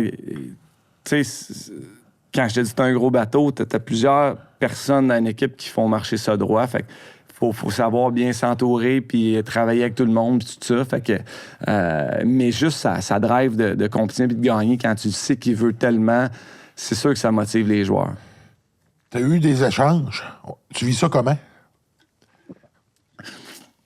Moi, c'est quand même facile. J'aime ça, la transition. J'ai toujours aimé voyager, j'ai toujours aimé... Fait que c'est comme, oh, OK... Là, t'as le 2 minutes, là, t'appelles ta femme, puis t'es comme, OK. Dans tes habitudes, ta ben routine. là, tu te fais appeler après une pratique, en mettant en Philadelphie, à milieu d'après-midi, ta femme est enceinte, tu viens de t'acheter une maison à Philly, le berceau, il vient d'être posé, là. Babe, je prends l'avion dans 3 heures, je m'en vais rejoindre l'Avalanche à Dallas, tu sais. Fait que là, elle est là, c'est grosse de même, qui a une nouvelle maison. OK, qu'est-ce qu'on fait? Ben là, je m'en viens à la maison, je fais mes valises, puis je m'en vais. Elle t'attendait peut-être pour souper. Hey, c'est ça. Fait que là, pâté chinois est prête.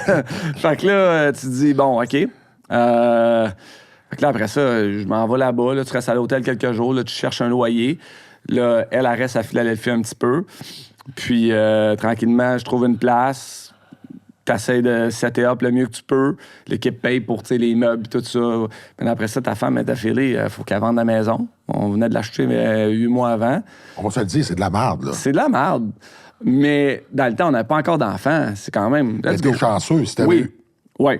Parce que la deuxième fois, on avait Jackson. Mais à jeune âge, c'est facile. T'sais, on a été en Russie 3 ans là, après ma carrière là, avec les 3 enfants. Là c'est compliqué. Tu sais, se faire échanger avec National, là, s'occupe de tout, tu t'en vas, puis tu changes de ville. Puis là, moi, dans un vestiaire, c'est facile. Tu sais, je rentre là, puis j'ai 20 joueurs avec moi. La femme, elle rentre là, elle s'occupe de tout, tu sais, ce qui se passe, la maison, tout ça. Elle arrive là, il faut qu'elle rencontre 20 femmes de joueurs, puis qu'elle se refasse des amis, puis que sa routine change. Pour la famille, c'est plus dur que pour toi comme joueur. Bien, c'est sûr. Tu sais, même chose, moi, m'en vais en Russie, là. Je suis avec 20 autres joueurs. T'en vas à l'aréna, t'apprends la langue, Ouais, parce que là, tu parles pas avec des joueurs qui parlent anglais puis qui parlent français, là. C'est plus compliqué. Mais pareil, t'es entouré de 20 autres joueurs de ton âge. T'es dans un boys club, puis c'est facile, tu t'amuses. Ta femme est dans un appartement à Yaroslav, OK? Au 3e étage, pas d'ascenseur. J'étais allé en Russie, puis c'était assez drabe, là. Oui, mais nous autres, on a vécu vraiment une expérience positive, là. Mais, tu sais, t'es en appartement, 3e étage, pas d'ascenseur, avec 2 enfants de 3 ans. Puis là, faut qu'elle monte l'épicerie, les bébés en haut, les trottoirs sont pas déblayés, à sa poussette double. Tu sais, moi, je suis à l'aréna, tout est beau, tout, mais elle, là, elle s'en va à l'épicerie, elle peut pas se faire... tu sais, c'est tout écrit en russe, puis tout ça. On n'est pas à Moscou les 2 premières années, là. Tu parles pas russe, là? Tchou Gavrilouski. On va accueillir Damidov en russe. Mais un petit peu, moi, j'ai appris à cause de contexte de hockey. Mais regarde, après ça, ma 3e année, on a 3 kids. Puis là, c'était compliqué. On habitait à Moscou, là. Ça doit être plus le fun à Moscou. C'était plus compliqué. Ah ouais? Ouais. Yaroslav, c'est comme, prends la ville, admettons, de Longueuil, où, tu sais, de cette grosseur-là, où l'équipe... tu sais, c'est une très bonne équipe, 11 000 personnes chaque match, une culture super, ils prennent soin de toi, ils t'aident, tout ça. La 2e année, ils ont bâti une baza qui est une place où, dans le temps, les Russes y allaient à la maison pour coucher là tous les joueurs la veille de la game à la maison.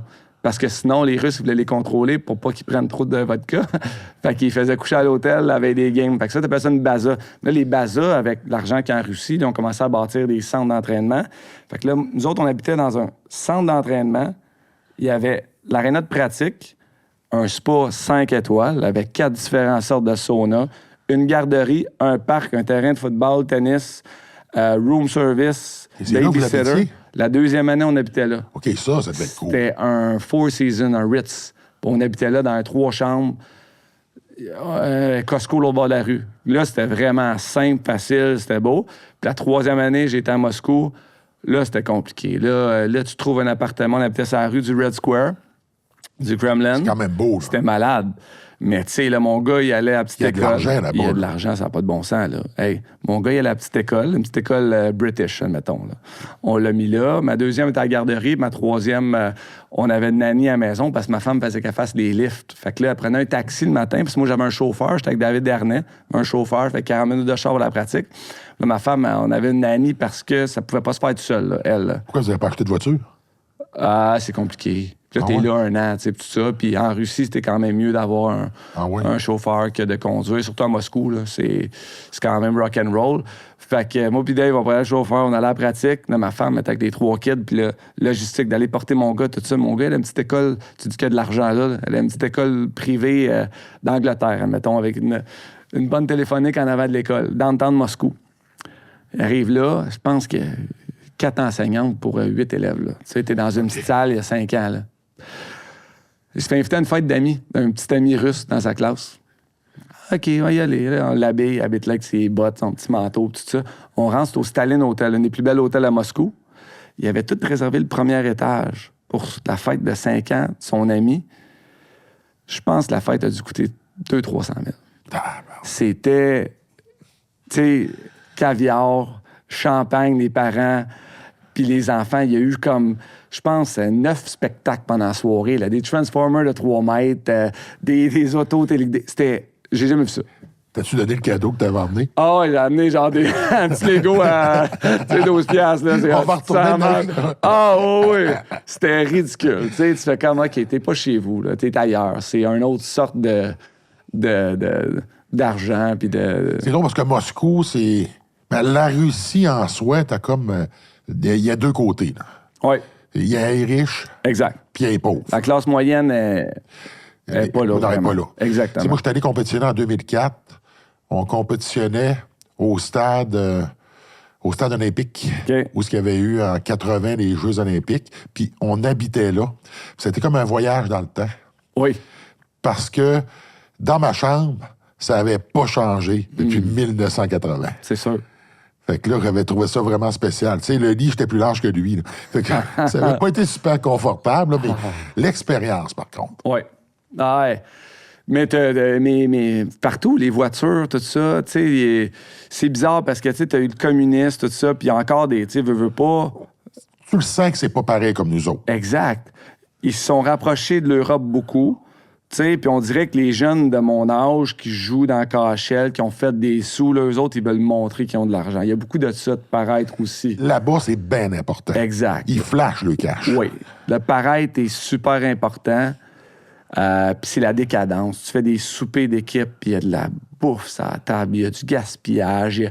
Faut que t'ailles l'air. Tu veux mettre ta carte de crédit dans le chapeau là-bas? Ou... Écoute, on a fait un party de Nouvel An. Célèbre Noël différemment que nous, mais au Nouvel An, ils fêtent fort. Puis je pense, chacun des joueurs, il fallait qu'ils mettent 10 000 $. Fait que là, tu te retrouves avec 200 000 $ pour faire un party d'équipe.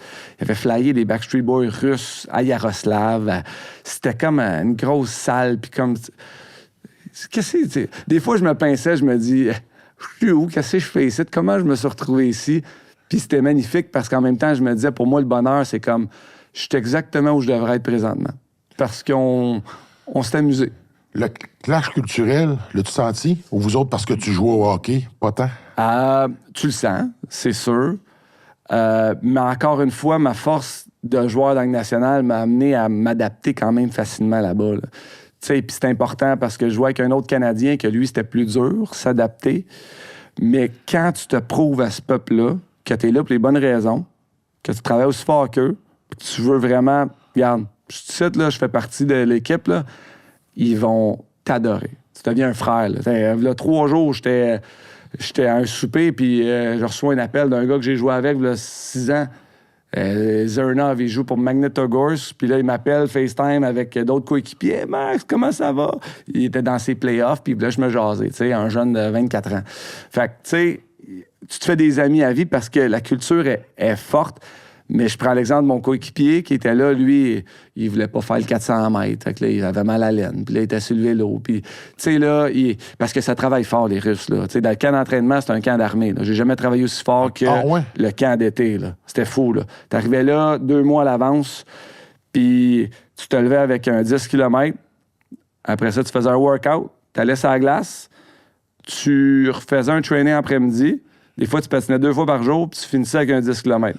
Dans une journée pendant 2, 3, 4 semaines. Ta première semaine, t'as trouvé ça comment?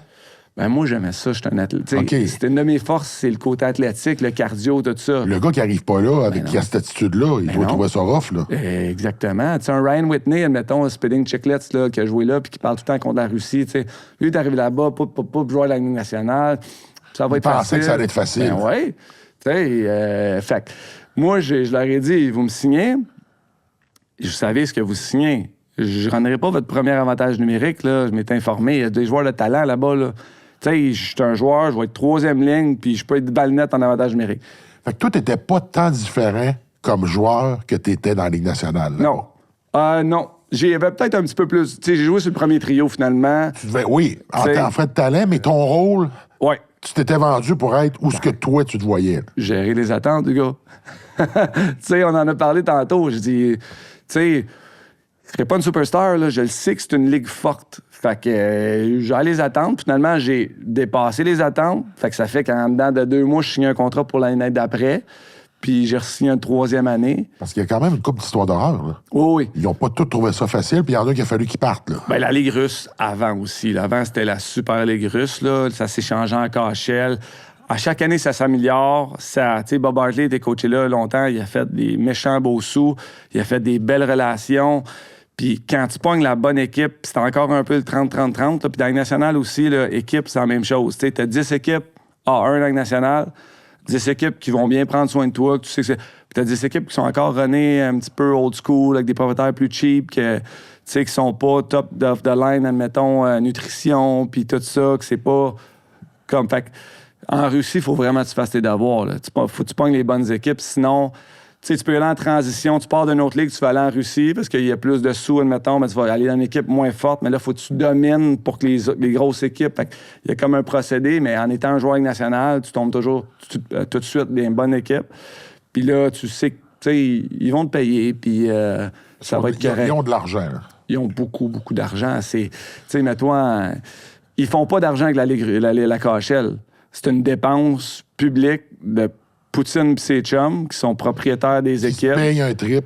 Exact. Qui font de la compétition entre eux, puis qu'ils aussi, ils changent les idées au peuple. Oui, ben ça ressemble à Rome, là. Exact. Vraiment. Ils font des spectacles pour que... Mais des spectacles où vous êtes bien payé, puis ça vaut à peine d'y aller. Exact. On donne un bon spectacle, on redonne à la communauté. N'importe qui veut jouer au hockey en Russie, là, tu te présentes à l'aréna, ils vont donner du stock, puis les heures de glace vont être gratuites. Oui? Ouais, ils vont prendre soin quand même de l'argent. Puis les billets sont pas chers, puis c'est vraiment... On est loin de ça ici, les glaces gratuites. Oui. Puis donner l'équipement. Oui. Oui, c'est un sport qui coûte cher. Mais de l'autre côté, mes filles ont commencé à faire de la danse compétitive, puis je vais te dire, le hockey coûte pas cher. OK. il y a des sports qui coûtent plus cher que le hockey. T'sais, on est là-dedans, puis on aimerait ça que ça soit accessible à tout le monde, mais il y a d'autres sports qui coûtent cher aussi. Pourquoi la Russie plutôt que la Suisse ou un autre pays? C'est les premiers qui ont appelé. Puis c'était la deuxième meilleure ligue au monde. Moi, c'était important pour moi. Fait que le talent là, versus la Ligue nationale, en pourcentage, t'es à quoi? Là? C'est différent, là. C'est sûr que c'est pas la Ligue nationale, là, mais je te dirais que ça se glisse entre la Ligue nationale et la Ligue américaine. Okay. C'est d'une certaine façon. OK, t'as un niveau de jeu plus élevé que la Ligue américaine? Je te dirais que c'est différent comme niveau de jeu, mais tu sais, t'as plus aussi une disparité dans l'âge. Fait que c'est une ligue professionnelle. T'sais, dans la Ligue américaine, tu vas développer des prospects. C'est rare les vieux. T'as le droit à 5 vétérans dans la Ligue américaine, qui sont habillés chaque soir. Fait qu'ils veulent faire le développement quand même. En Russie, c'est ouvert. Fait qu'il y avait ça, je voulais jouer dans la deuxième ligue au monde. Il y avait une équipe qui a démontré l'intérêt super tôt, Yaroslav. On s'est jasé, ça fitait côté...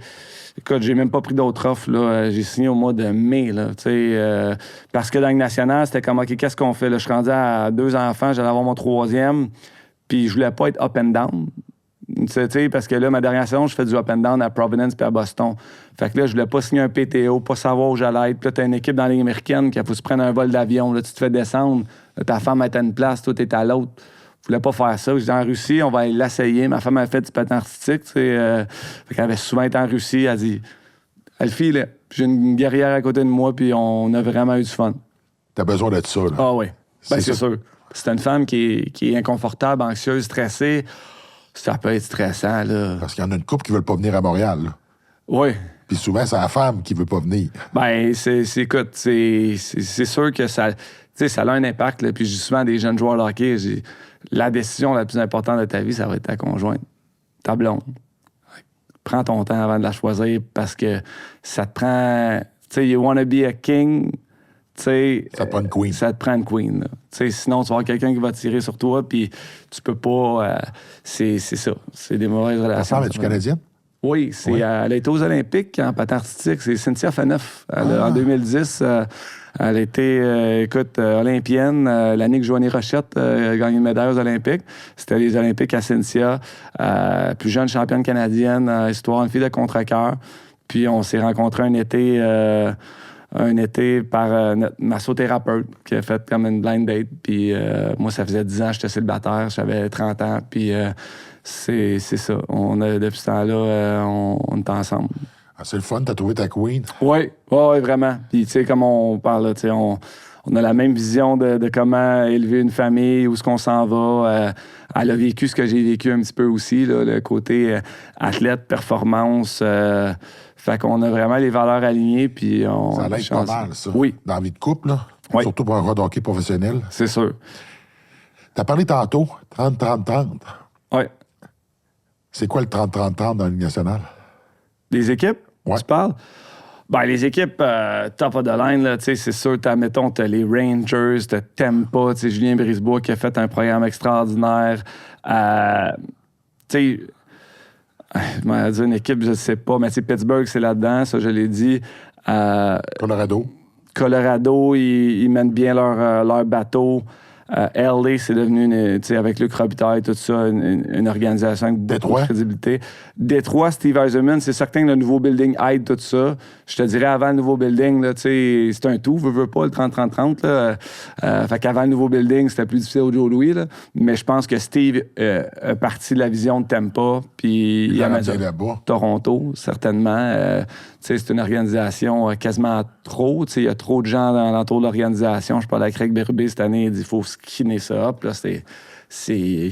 On se demande comment ça qu'ils n'ont pas encore gagné, les autres. Ouais. Il y a du talent là-bas. Là. Il y a du talent, mais Craig Berube, je pense que c'est le bon coach pour eux. Là. Moi, il m'a coaché à Philadelphie. Puis c'est un vieux de la vieille qui peut faire quelque chose avec cette équipe-là, je crois. Mais après ça, est-ce que les joueurs ont des dramatismes de jamais avoir été passés, avoir du succès se bâtir avec du succès, c'est dur à m'emmener de du jour au lendemain dire on met ça on. Fait qu'on dirait qu'ils ont trop failé pour arriver à changer. Les attentes tellement élevées. Ben oui, chaque année. Puis c'est une déception à chaque année. À chaque année. Fait que là, tu viens d'une culture de déception plutôt qu'une culture de on gagne, on bâtit. Exact. Bottom 30%. Écoute, c'est pas encore... mais tu sais, je pense... Nashville, c'est difficile. Je pense les installations, tout ça. Écoute, Ottawa, ce l'était. Je pense qu'ils ont replacé le bateau avec les nouveaux propriétaires, le nouveau management. Je pense qu'ils s'en vont vraiment à la bonne place. Écoute, malheureusement, j'ai coaché à Anaheim. C'était difficile. C'est ça. Fait qu'il y a des équipes comme ça qui sont un peu encore old school. Puis, tu sais, moi, je dis pour bâtir une culture d'entreprise, n'importe quoi, il faut vraiment que ta vision soit claire, puis ça part des propriétaires. Puis, tu sais, c'est ça que j'ai appris en faisant différentes équipes. Tu sais, tu es capable de le voir, ça. Ils sont rendus où, puis est-ce que le propriétaire croit vraiment à son équipe? Est-ce qu'il est passionné? Est-ce que... Puis ça transcend to the player, là. Tu sais, le commitment du propriétaire, il va engager le bon DG. Après ça, lui, il va bien s'entourer, il va engager les bons coachs. Puis... Souvent, moi, je disais qu'une équipe qui recycle toujours de l'intérieur, tu as une valeur à ça, mais je trouve que parce que tu as une valeur culturelle, mais je trouve que ça va t'empêcher d'améliorer. C'est bon d'emmener du sang neuf. Ben oui. Tu sais, Alain Vigneault, quand il était à Philadelphie, là, puis il a amené comme assistant coach Michel Terrien puis Mike Yo. 2 entraîneurs-chefs de la Ligue nationale. Pour moi, là, ce coach-là, il n'y a pas d'ego. Parce que tu t'entoures d'autres bons coachs en l'entour de toi. Si tu as peur de perdre ta job, tu vas engager des gars... C'est ça. Des gars moins bons que toi. Puis là, tu es correct, tu as ta job, mais crime. Fait que c'est un peu ça aussi, recycler de l'intérieur. Moi, je trouve que c'est bon du nouveau sang, puis c'est bon du changement, puis de se faire challenger, puis c'est comme ça que tu évolues, là. Fait que c'est une science, le sport professionnel, là. Je t'écoute parler, puis c'est pas l'argent qui détermine ton 30%. C'est la culture de l'équipe. C'est la culture. Mais après, l'argent doit suivre d'une certaine façon parce qu'il faut tailler les moyens de ton ambition. Tu sais, tu vas avoir 3 repas à l'aréna par jour. Tu veux que les gars restent dans les meilleurs hôtels. Tu vas aller les chercher, admettons. Tu sais, tu peux créer ça. Ça te prend des fonds puis un propriétaire qui est quand même... parce que si tu, comme un peu à Ottawa ou peu importe, les rumeurs que tu entends avant, oui. Tu sais, si... t'es pas une organisation A1, là, tu mettons une place qui est même pas de sauna encore dans la chambre, tu fais comme... Tu bâtis des athlètes, là. Tu sais, chacun des matchs perdus en milieu où le gars se blesse, admettons, là, puis que t'as pas les bons thérapeutes, t'as pas les bons nutritions, tu sais, c'est des machines de guerre, là. Fait qu'il faut t'y préparer d'une façon. Fait que si ton goaler manque 4 games en place de 2, puis à la fin, tu fais pas les séries par 1 point... mais tu aurais pu engager le meilleur physiothérapeute dans la ligue puis investir 200 000, ben tu fais une ronde de série, ça te ramène 10 millions. Tu sais, c'est l'investissement par rapport à... Tu comprends ce que je veux dire? Fait que la science est tellement avancée que ça prend des sous pour être capable de mettre tout ça ensemble. Tu sais, ça, c'est la perspective, des fois, je pense que nous, on voit pas. C'est que c'est pas juste le joueur, c'est ce qu'il y a en arrière pour le supporter. C'est sûr. Puis de plus en plus, tu sais, la psychologie, tu sais, les gars sont de plus en plus ouverts à ça aussi. Dans le temps, tu disais que tu voyais un psychologue ou un sportif ou quelque chose, c'est comme, yes, il va pas bien notre joueur ou whatever, mais à cette heure, c'est comment tu fais. C'est encouragé. Ben oui, c'est encouragé, c'est sûr. Tu sais, en tant qu'agent, souvent, on dit, tu sais, t'as besoin de parler, t'as besoin de même la petite coche d'extra, les moyens, visualisation, peu importe. Il y a 1000 facettes, là, à cette heure, le AI, whatever, des gars qui s'entraînent avec des maths. Tu sais, tu peux prendre tout ce que tu peux, mais l'équipe a une responsabilité là-dedans, justement, de faire sûr que les joueurs sont vraiment bien entourés. Fait que c'est une science. Le Canadien, t'aurais-tu aimé ça jouer pour eux? Ben oui, c'est sûr. Écoute, je me suis fait poser la question, je fais le podcast dernièrement avec Entre la poire et le fromage là, de Lou Morissette, tu sais, puis lui poser la question, puis parce qu'on parlait de mon bobolette que j'ai eu cette année, puis qu'est-ce que j'ai fait avec les Pingouins. Imagine tout ce que j'ai fait avec les Pingouins, je l'aurais fait à Montréal. Ça aurait été quand même extraordinaire d'une certaine façon, comme un joueur québécois. C'est spécial, je joue pour le Canadien. Présentement, tu sais, je travaille en tant qu'analyste à RDS, puis je regarde tout le momentum qu'il y a alentour de l'équipe. Je fais comme, c'est cool, là. Là, c'est le fun. Là, on arrive à quelque part, là. C'est-tu une opportunité manquée? Tu as fait le tour du monde, tu es allé jouer dans plein de places. Tu reviens vivre ta vie ici, en banlieue de Montréal. Ça aurait été naturel que Maxime Talbot joue à Montréal. Oui, puis ça aurait été quand même facile, c'est un gros mot, plus facile pour moi dans mon style de joueur que j'étais comparativement à un Jonathan Drouin qui avait la pression de scorer tous les matchs. Tu sais, c'est pas pareil.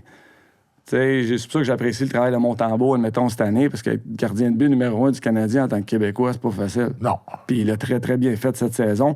Mais moi, à la Max Lapierre, à la Steve Bégin, hey, tu sens ce que la crowd a de besoin, tu vas te battre, le tu monde vas aurait frapper. capoté, il aurait été content ça. de t'avoir, là. C'est ça, t'amènes l'énergie quand il y en a de besoin. Tu sais, je pense souvent, moi, ce que j'aimais le plus, puis c'est drôle, ça peut paraître bizarre quand je dis ça, mais tu sais, ce que je m'ennuie en étant joueur des Pingouins quand on était au top, là, c'était comme, t'étais tellement apprécié que t'allais faire une visite d'hôpital ou j'avais parti ma fondation. Tu sais, la notoriété, là, c'est pas d'avoir une réservation au restaurant, là, tu t'en occupes, c'est quand que tu vas faire une visite d'hôpital et que les gens te reconnaissent puis que tu changes leur journée. Tu sais. Ça, moi, ça me faisait triper. Tu sais, que tu peux arriver, faire ton charity event et ramasser de l'argent puis faire du bien avec ça. Ça me faisait triper. C'était le côté cool de la notoriété. Tu sais, se faire prendre une photo quand dans un bar, ça, c'est moins le fun. Mais le côté cool, il y en a, tu sais. Fait que de le faire à Montréal, si j'avais eu cette chance-là, c'est sûr que ça aurait été le fun. Rêve de petit cul, tu sais, vécu à Coupe Stanley en 93, j'avais 9 ans, là, tu sais, On se souvient tous où on était en 93 quand c'était arrivé. Exact. Fait que c'est super. Puis là, j'ai la chance de jouer avec de faire RDS, admettons, avec Vincent Nafous, Ben Brunet, Guy Carbonneau, tu sais, c'est quand même, c'est le fun de côtoyer ces gens-là qui l'ont vécu. T'aurais-tu pu y aller si t'avais voulu? Ça a passé proche quand j'ai été échangé de Philly au Colorado. On parle de 2013-2014. En période d'échange de ma deuxième saison, Paul Holmgren m'avait appelé dans son bureau. Fait que la première saison, j'ai eu ma meilleure saison en carrière à Philly. J'ai eu 19 buts, 34 points. Puis là, j'arrive, on commence la deuxième saison, mais c'est le lockout. C'est quand il y a eu le lockout. Fait qu'on n'a pas joué avant janvier. Puis là, j'arrive là. J'ai quand même un début de saison correct. Il y a des rumeurs de transactions à mon sujet parce que j'avais tellement eu une bonne saison avant. Fait que Paul Holmgren m'amène dans son bureau. Le léger, il dit, Max, il dit, juste te dire, il y a des rumeurs. Il dit, fais-toi-en pas, on veut pas t'échanger. Puis ma réaction avait comme été sur le coup, très... Moi, j'ai pas de fil. Hein, ah, OK. Cool. C'est comme... Il avait senti ma déception. Là, il avait appelé Pat Berson. Il dit, Pat, Max, es-tu heureux ici? Puis tout ça. Puis là, Pat m'appelle. Ben, je dis, Pat, je dis, tu sais, on fera pas les séries cette année. Parce qu'on était près des séries. J'ai dit... Moi, je me dérangerais pas aller gagner ailleurs ou whatever. J'ai dit, OK. Fait qu'il a parlé à Paul, là, il y a une discussion. Puis la veille, la période des transactions, je sais que Pat parlait à Marc Bergerin. Puis il y a peut-être quelque chose sur la table. Puis je me suis cassé la jambe, cette game-là. Mauvais timing. C'était pas dû pour arriver. Tu sais, tu regardes ça avec du recul. Peut-être que jouer pour le Canadien, ça aurait été le début de la fin. Mais... Il n'y a pas grand Québécois qui sont revenus à Montréal que ça a bien été. Ouais, ben regarde Matheson, ça va super bien. Savard, ça va bien. Tu sais, il y a des joueurs comme ça que... On dirait que c'est des joueurs où on a moins d'attente. Exact. Mais à chaque fois qu'on arrive quelqu'un où on l'attend en grande pompe, tu sais, Daniel, ça n'a pas été facile. Là. Vinny non plus. Non, c'est ça. C'est pas... c'est jamais facile être un joueur québécois. Mais si on avait plus de joueurs québécois à Montréal, ce serait-tu plus facile? Écoute, c'est une question, ça, qui tue parce que tu dis à talent égal. C'est sûr. Mais c'est difficile, là. Tu sais, ils ont fait le classement dernièrement, je pense, à RDS, là, des 20 meilleurs joueurs québécois, là. Tout ça, tu sais. C'est parce que tu peux pas te les avoir. Tu peux pas en prendre un à défaut qui est québécois puis que, tu sais, qu'il n'y a pas le talent de l'autre ou whatever. C'est sûr que moi, je crois à ça beaucoup. Mais je pense que cette année, ils sont corrects là, entre Montembeault, Matheson, Savard. Qui d'autre qu'il y a? Ben, Roy qui est là. Carrier. Tu sais, ils ont été chercher Carrier en Barron, mais ça a été l'échange de l'année, là. C'est-tu vraiment une question de talent gagner? Parce que 93, Canadiens ne devaient pas gagner. Ouais. 86 aussi, mais en 93, il y en avait des Québécois dans l'équipe. Là. Oui, beaucoup. Tu sais, la fierté, le sentiment d'appartenance. Exact. Mais ça se développe, ça Check aussi. Pittsburgh. Oui. On était 6 quand même. Oui, puis les Québécois. Vous étiez 6 Québécois qui prenaient de la place. Oui. T'avais Mario. Mario. Puis t'avais Mario Lemieux. Gilles Meloche. Tu sais, oui, Tu sais, on dirait que la culture québécoise au hockey, c'est une culture gagnante. Je suis d'accord. Mais... Pourquoi on le fait pas ici? Moi, je dis c'est une numbers question. En voulant dire que faut que tu... Tu sais, développer une équipe, c'est pas simple. Là. En voulant dire, il y a vraiment, surtout maintenant, à l'ère du cap salarial puis tout ça. Moi, j'y crois à 100%, mais tu sais, regarde, mettons, ils l'ont essayé à Trois-Rivières. La première année que les Lions sont arrivés dans tu sais, ils ont essayé de faire une équipe majoritairement québécoise. Ils n'ont pas gagné. Là, en voulant dire, c'est comme, là, t'es fier, tu vas encourager un petit peu, mais quand l'équipe perd, ça fait son temps. Le but, c'est de gagner. Tu sais, admettons, à Montréal, t'aimes-tu mieux gagner le Coupe Stanley avec 0 joueur québécois ou jamais gagner avec 20 joueurs québécois? Comme c'est là.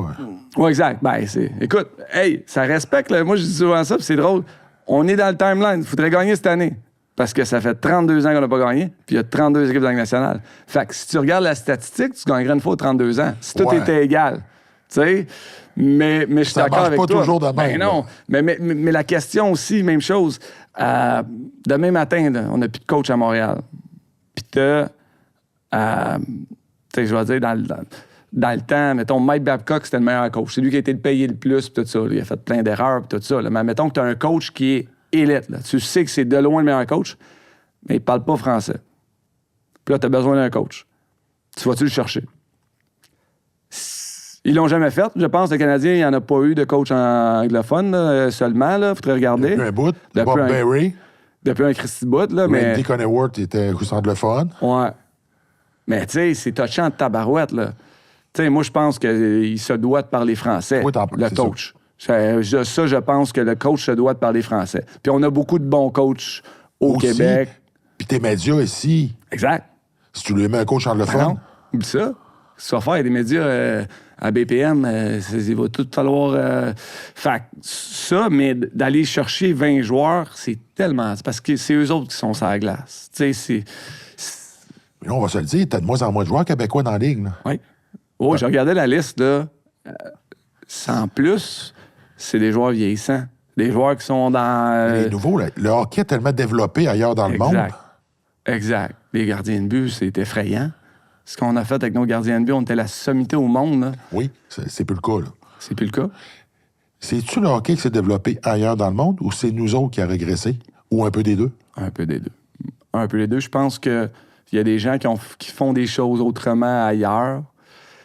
Puis que ça fonctionne. Tu sais, tu regardes le programme américain, là, il s'est amélioré en tabarouette. Les 4 nations, c'était écœurant. Mais eux autres le font dans une structure où c'est du hockey de base pour l'avoir vécu avec mon jeune privatisé. Fait que ça coûte plus cher qu'au Québec, c'est sûr. Mais là, tu as des coachs qui sont payés. Tu peux choisir ton programme de hockey mineur, admettons. Tu en as 4-5 dans la région. Là, tu vas choisir par rapport à où est-ce que le coach est le meilleur. Fait que l'organisation du hockey mineur va engager le meilleur coach possible, qui est payé, fait qu'il est temps plein, fait qu'il est dédié à 100%, puis il doit être accountable, imputable de ses actions. Fait que là, tu vas choisir le meilleur programme en tant que joueur. Mais là, ça fait que ça élève les coûts pour tout le monde. Mais ça, c'est américain. Sont-ils plus axés sur l'apprentissage? Je te dirais que là, on va aller dans plus la culture européenne, où ce que, même chose, en Europe, c'est vraiment des structures où ce que tu as des équipes, mettons, à Berlin, en Allemagne. Tu as Berlin, eux autres, ils prennent soin de le hockey à Berlin par rapport à leur région. Fait que tu rentres dans la structure, tu as des mini ours polaires, je pense. Là.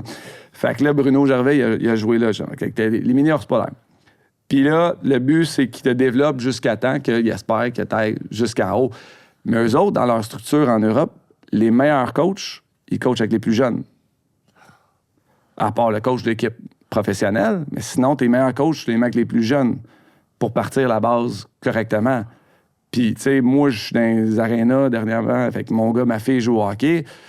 Puis, tu sais, c'est parfait. On a un beau programme Hockey Québec qui essaie d'encadrer les coachs possibles pour que tu fasses tes cours et tout ça. Mais c'est tout des bénévoles. Là. Fait que c'est des papas de joueurs qui font de leur mieux, qui donnent leur temps. Puis chapeau. Mais tu pognes une année où que tout le monde se regarde dans l'équipe, puis là, ça va être lui le coach. Mais parce que c'est le papa, puis c'est lui qui a peut-être joué jusqu'à Bantam B, et il s'est moyennement patiné, puis là, c'est lui qui coach, qui développe pendant une saison. Comme à l'école. À l'école, on est perdu des années au primaire. Ton nom dans le chapeau, tu pognes le moins bon prof, le prof proche de la retraite. Ben, tu développeras moins cette année-là. Tu vas moins aimer l'école, tu vas moins développer. Au hockey, c'est la même chose. Fait que ton gars, si tu veux qu'il perce, tu l'envoies où? Progresse aux États-Unis? Non, ben, je pense qu'il faut que tu fasses confiance au système. Faut que tu t'entoures. Mais il y a aussi, présentement, beaucoup de... Toi, tu vas aller coacher? Ben, moi, je coach. Tu sais, je coach mon gars et ma fille. Je suis le meilleur coach au monde, je le sais pas, mais je coach toujours en coachant des leçons de vie. Je coach en voyant la vision long terme du développement de l'enfant. Pas juste en essayant de gagner des matchs chaque jour. Mais là, ce que je vois beaucoup présentement, c'est les parents payent quand même beaucoup de sous on the side pour des coachs privés, pour développer des skills. Fait que là, tu sais, au-delà de sa pratique de hockey mineur, il va aller faire une pratique de patin, une pratique de skills. Mais ça, c'est pas tout rallié par Hockey Québec, admettons. Là. Tu sais, fait que c'est une grosse machine. Beaucoup de ta part, par toi-même, ouais. Pour t'assurer que ton enfant puisse progresser. Exact. Mais faut que tu fasses, tu sais, moi, je veux mettre l'enfant, faut que tu fasses d'autres sports, faut que tu te développes en tant qu'athlète. Tu sais, le sport, c'est un développement. Le sport du hockey, c'est développement tardif parce que tu as tellement d'habiletés. Fait qu'il faut que tu sois un athlète de base. Tu sais, il apprend tellement d'ingrédients dans ta recette pour être capable de percer. Mais ça tout se passe sport pas à 7 ans. professionnel, c'est ça. Oui. Tout. Oui. Mais je te dirais que ça part pas à 7 ans. Tu sais, le patin artistique, là, fais du patin artistique jeune. La gymnastique... La carrière est moins longue, puis tu vas topper jeune. Tu vas topper jeune quasiment avant ta poussée de croissance. T'sais. Gymnastique, c'est extrêmement jeune. T'sais. Tu veux te perfectionner en tennis, il faut que tu joues au tennis en tabarouette, donner des meilleurs au monde. Au hockey, joue au baseball, joue au golf. Oui, tu as les habiletés de base, faut que tu maîtrises. Mais c'est pas parce que t'es bon à 8 ans que tu vas être bon dans la Ligue nationale. Puis il y en a beaucoup qui pensent que c'est ça. Mais tu sais, regarde, là, quand tu arrives secondaire 1, les sports-études, moi, j'ai eu un gros burst de performance quand j'étais arrivé en secondaire 1 parce que je faisais pas d'extra quand j'étais jeune. Je jouais pas au hockey l'été, je faisais plein de sports. Fait que quand j'étais arrivé en secondaire 1, là, t'embarques sur la glace tous les jours, sport-études de Mortagne. Fait que là, moi, ça a fait ça. J'étais déjà un athlète, puis je tripais, j'aimais ça. Fait que ça a fait ça. Mais les jeunes qui en faisaient beaucoup avant, eux autres sont déjà ici. Puis là, t'as la courbe des gars, mettons, qui en ont fait beaucoup. Puis là, t'as la courbe en secondaire 1, ben, qui fait ça, puis là, qui te rattrape. Fait que toi, t'es le parent ou t'es le jeune, là, et il fait tellement d'heures de hockey, puis là, en une saison, ça fait ça. Mais tu viens de le mentionner, t'es un athlète. Oui. C'est à la base... À la base, ça prend ça. Ça prend ça. Il n'y a pas un gars national qui n'est pas un athlète. Exactement. Tu peux pas te rendre là si t'es pas un athlète. Exact. Tu viens de le mentionner. Toi, secondaire 1, tu fais une grosse marche. Pourquoi? Ouais. Parce que tu es un athlète. Je suis un athlète. Celui qui est en secondaire 1, qui a tout fait le travail que tu n'as pas fait, puis qui est là, puis qui se fait rattraper en année, c'est parce qu'il n'est pas un athlète. Ou qui en a trop fait, ou qui s'est écœuré, ou qui n'aime pas tant ça que ça. Hey, quand t'en fais beaucoup, puis il y a des parents là, qui font 45 minutes de char là, pour aller faire une pratique privée, et ça arrive nord, là, pour faire 50 minutes, tu fais 1 heure de char, puis tu fais 1 heure de char pour revenir. Le jeune, il est assis en arrière. Là. Hey, c'est long après l'école, là, faire ça. Là. Pourquoi? Pour 50 minutes de glace d'extra avec tu tournes alentour des comptes. Tu sais, il faut que tu gardes le plaisir là-dedans. Puis ça, c'est la base. Si le jeune, ça vient pas de lui, là, dès qu'il va avoir son premier défi, là, Pas cassé. pas cassé. Moi, là, je me suis tout le temps amusé, là. Tu sais, fait que c'était comme, OK, ça arrive, ben crime, j'aime ça. Tu sais, fait que faut que ça soit dans le plaisir. Puis après ça, t'as l'aspect mental qui embarque. Tu sais, t'es-tu prêt à la pression?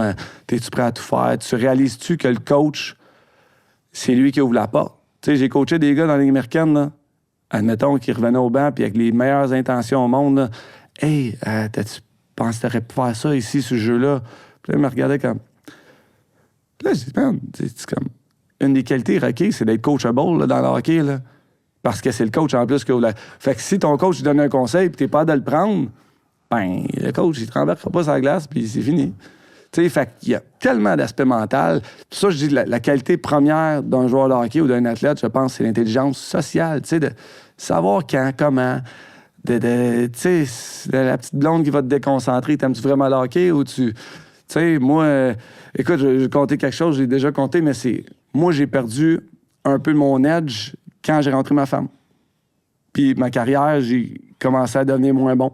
Parce que le jour où j'ai rentré ma femme, puis j'ai commencé à avoir un enfant, ben, de un, j'aimais quelque chose de plus que le hockey. Tu sais, tu finis ta game, mais t'as ton enfant qui court vers toi, puis t'es comme, OK, t'oublies ta game, tu sais. Mais dans le temps, moi, j'allais prendre une bière avec les boys, je parlais de la game. Là, j'arrivais le lendemain matin, je te craquais un peu. Fait que j'étais complètement dédié et égocentrique envers ma carrière puis le hockey. Puis quand il y a quelque chose que j'ai découvert que j'aimais plus, ben ça a fait ça un peu. Mais pour te dire comment il faut être égocentrique puis craqué, ben moi, c'est ça.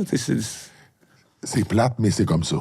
Oui, mais t'es l'élite du monde. T'es dans les 700 meilleurs joueurs de la Ligue nationale, 700 meilleurs joueurs au monde sur des millions. Ben, crime, ça vient avec un coût. Puis le coût, c'est faut que tu sois complètement dédié à ce que tu veux faire. I drink to that. Ah, il y a un petit toast, là. Un petit toast? Oui. De ça? Ah, de ça, oui. C'est quoi ça? C'est de l'eau. OK. I'll drink to that. Yes, sir!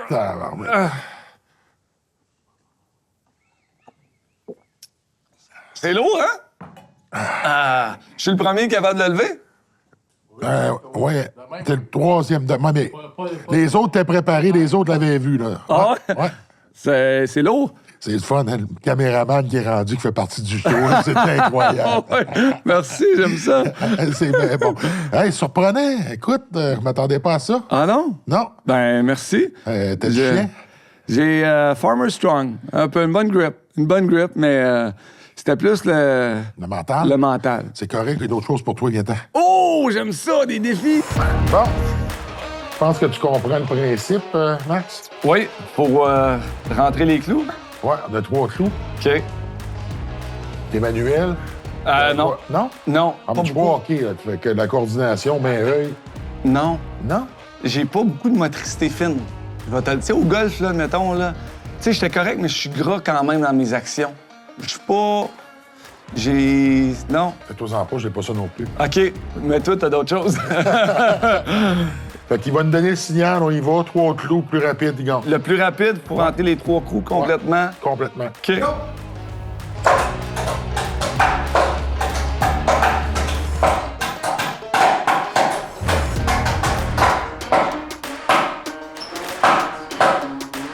Ah, ce qui rentre! Oh, Ça compte. Ça compte. OK. D'accord. Ils sont pas droits, hein? Je te l'avais dit. Tu seras pas menuisé. Pas menuisé. Non. Ah, non. Vraiment pas. Non, je suis Toi, pas... avec un marteau, t'es comme au hockey, t'es un gars pour aller dans le coin chercher la rondelle. Exact. Un gars là, qui a du chien. Là. Ben, écoute, j'ai fait comme ma carrière un peu. C'est pas parfait, mais ça fonctionne. Ça fonctionne. Exact. Ça marche. Vous le savez, pour faire un podcast, ça prend des partenaires et je tiens à les remercier. Je vais commencer avec Cordero Construction. Vous cherchez une job? Appelez-les. Ils ont beaucoup de chantiers pour pouvoir vous placer. Ils vont vous en trouver une. Pour les articles de quincaillerie, allez sur le site de Richelieu. Ils ont tout ce qu'il faut. Vous le savez, c'est pas un secret. Je suis très attaché à ma Côte-Nord natale. Microbrasserie Saint-Pancras. Ils font des produits exceptionnels. Goûtez-y, vous allez aimer ça. Distillerie Québec North Shore. Vous voulez goûter à quelque chose d'unique? Ils ont de très bons alcools. Les meilleurs. Et ça vient de la Côte-Nord. Moi, j'adore être capable de manger vite et santé. C'est la raison pour laquelle que je vais souvent chez Tyson. Moi, je mange du curry rouge au poulet, extra épicé, avec 2 extra poulets.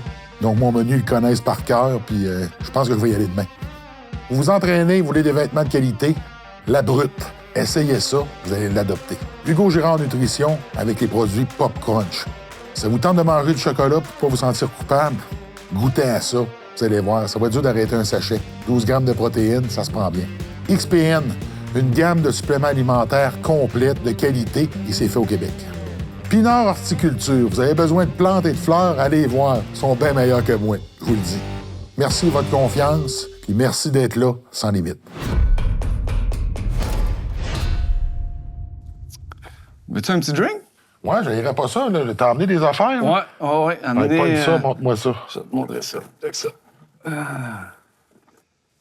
Ça, je peux te donner ça, puis je vais te présenter ça. Fait que... ça. OK, là, ça, c'est ton après-carrière, là. Ça, c'est pas mal mon après-carrière, je vais te le dire. Là, ça, Entrepreneuriat. BI. Be-High, fait que boisson hydratante. Fait qu'on a décidé, écoute, je vais te dire pourquoi on a parti ça. J'étais avec mon meilleur chum Bruno Gervais. OK, ça, c'est 2 produits différents. Fait que ça.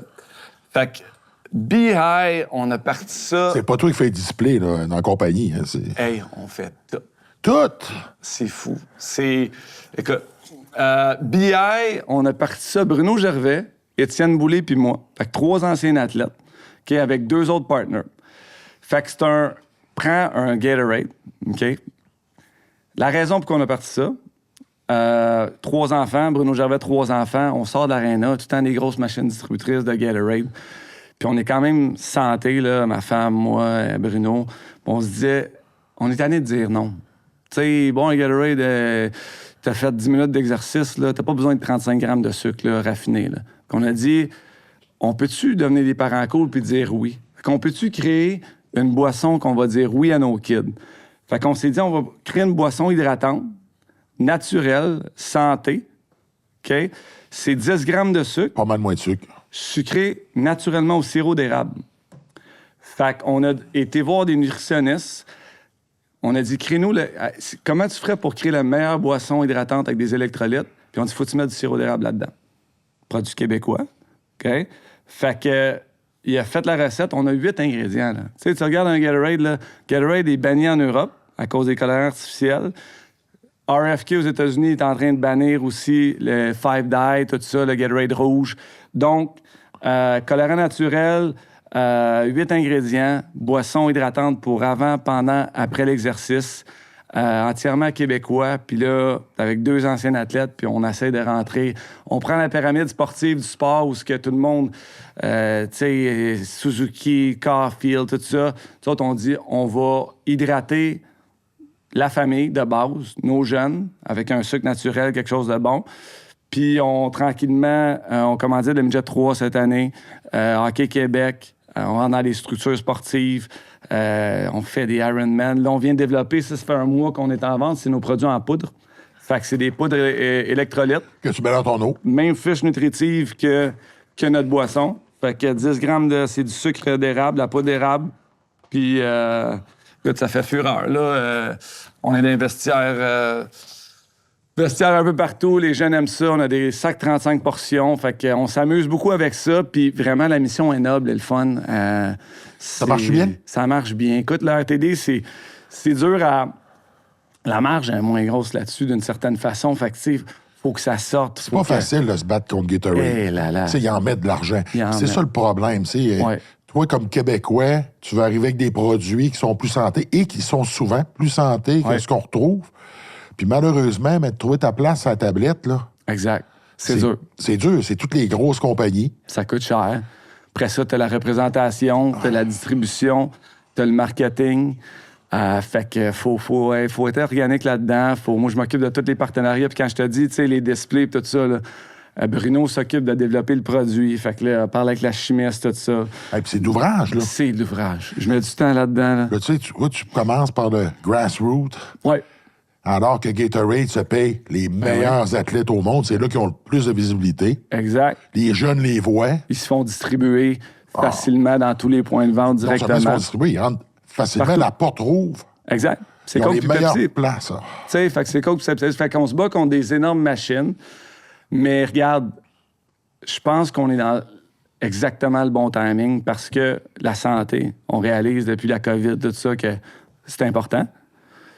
De deux, acheter local là, avec les tarifs, tout ça qui s'y sont passés dernièrement, là, tu dis, on peut-tu encourager nos compagnies québécoises? Tu sais, tu as le choix de boire un Gatorade ou d'encourager une compagnie québécoise. Tu dis, crème, t'espères que les gens vont être conscients de ça. Fait que ça, c'est BI. Fait que vous pouvez aller sur notre site internet bi.ca. La poudre est en vente. On fait pas des codes promo, c'est des organisations sportives, tout ça. Puis ça, c'est Mana. Mana, ça fait 5 ans que je suis propriétaire de ça. Ça, c'est quoi? Ça, c'est une infusion énergisante à base de yerba maté. Es-tu avec les mêmes partenaires? Non, 4 autres gars. 2 gars de Saint-Jean, puis 2 gars de Montréal. Puis on a justement parti ça un peu comme BI, on se bat avec Gatorade puis Boisson Powerade. énergétique? Ça, on se bat contre les boissons énergétiques. Mais on appelle ça une infusion énergisante. Fait que on prend la feuille d'herbe maté, on l'infuse à froid. Ça fait que c'est une énergie plus stable, plus constante.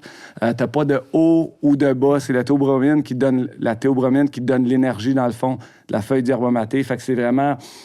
moi, j'en prends même fin d'après-midi. Je dors bien le soir.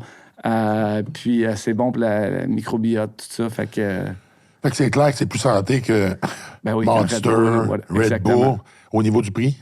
Le prix, on cote, on est à 3,99 en dépanneur épicerie. Fait que c'est pas mal la compétition. Combien? En épicerie, c'est 3,49. Comme justement un Body Armor ou un Quench, admettons. Mais Gatorade, c'est parce que tu sais, au Costco, tu vas au Gatorade, tu vas en avoir 24 pour 24 $. Là.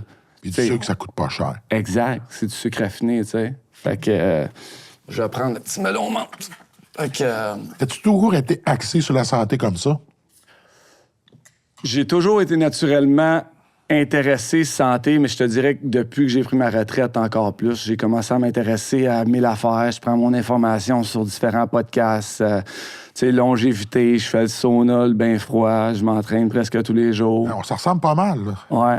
Ça donne pas la même chose, mais on s'en ressemble. Non, ben, tu sais, j'ai toujours été un athlète, comme je te disais, je m'entraînais fort. Faut que je mange beaucoup pour prendre du poids, moi. Faut que je m'entraîne fort, je mange beaucoup. Sinon, comme là, je suis ligne, tu sais, je suis peut-être 1,4. J'ai joué mes meilleures saisons à 200 livres, mais il fallait que je mange, je déjeune avec du steak, puis que, tu sais, c'est... Hey, imagine, tu devais manger parce que vous pratiquiez les games, Ouais. puis monter ton poids. Ben, tu commences à 200 livres la saison. Fait que moi, je finissais à 176, 178. Hey, tu perdais quand même 22 Ah oui. livres. Bah ouais. Je commençais, j'étais jack, là. Les trapèzes ici. Puis je finissais, j'étais mince. T'as vu Daniel, là? Daniel Brière, on montait à 183 livres. Ouais. Dan, il est petit, là, tu sais. Il est petit, ouais. Mais il était fort. Il était fort. Il Dan, était est fort. vraiment fort. C'est comme une petite boule, Dan. Tu sais, quand on a commencé ensemble, parce que je l'ai pas terminé tantôt, après sa 3e année chez les professionnels, il n'avait pas encore percé. Puis là, il parlait d'aller jouer en Europe. Puis son père m'a appelé. J'étais à Gatineau. Puis là, j'étais policier encore à l'époque. Puis là, je vais le rencontrer. Puis là, il me demande si je serais intéressé d'entraîner Daniel. Parce que là, il m'explique ça, que là, il est en train de penser peut-être aller en Europe, puis qu'il allait venir passer l'été à Gatineau plutôt qu'aller passer l'été à l'extérieur. Il avait fait 2 ans à Los Angeles l'été. C'est pour ça que je ne sais pas avec qui il s'entraînait. C'était peut-être avec Pat. Je pense que c'était C'est avec Pat qui s'en Brisson. occupait, ouais. Exact. Puis la 3e année, il est resté à Phoenix pour s'entraîner avec le strength coach en pensant que ça allait avoir un edge parce qu'eux autres, il y avait peut-être une vision du joueur qui voulait qu'il soit physiquement. Ouais. Ça n'a pas fonctionné non plus. Fait que là, quand ils m'ont offert ça, là, j'ai demandé pour réfléchir parce que je trouvais que c'était quand même un gros contrat dans le sens que c'est un premier choix dans la Ligue nationale. Déjà que c'est limite comment ça va. Puis moi, ce que j'avais peur, c'est d'avoir aussi le bouc émissaire, que si ça se passe pas bien, C'est sûr. ils vont dire que c'est parce qu'ils s'entraînaient avec toi. C'est une grosse responsabilité. Ouais. Puis là, j'ai commencé à m'intéresser plus à qui était, à aller voir comment il jouait, à regarder des tapes. Ah, cool. Puis là, je l'ai rencontré. J'ai demandé à son père de le rencontrer. Quand il allait revenir, c'est là que j'allais prendre ma décision. Fait qu'il prenait 1 ou 2 semaines de vacances après la saison. Quand il est arrivé à Gatineau, il m'a appelé, on s'est rencontrés. Puis là, je lui ai demandé quel genre de joueur, comment lui se voyait. Puis, qu'est-ce qu'il voulait être? Et tu veux être un joueur dans la nationale? Ou tu veux être un leader dans la Ligue nationale? Puis là, il m'avait dit, dis-moi, j'ai été leader partout, j'ai été tout le temps le meilleur. Et c'est ça que je veux être. Puis là, j'avais dit, tu vas me donner 3 mois. Puis il dit, le 3 mois, je vais te faire des choses que tu n'as sûrement jamais faites, que tu n'auras sûrement jamais vues.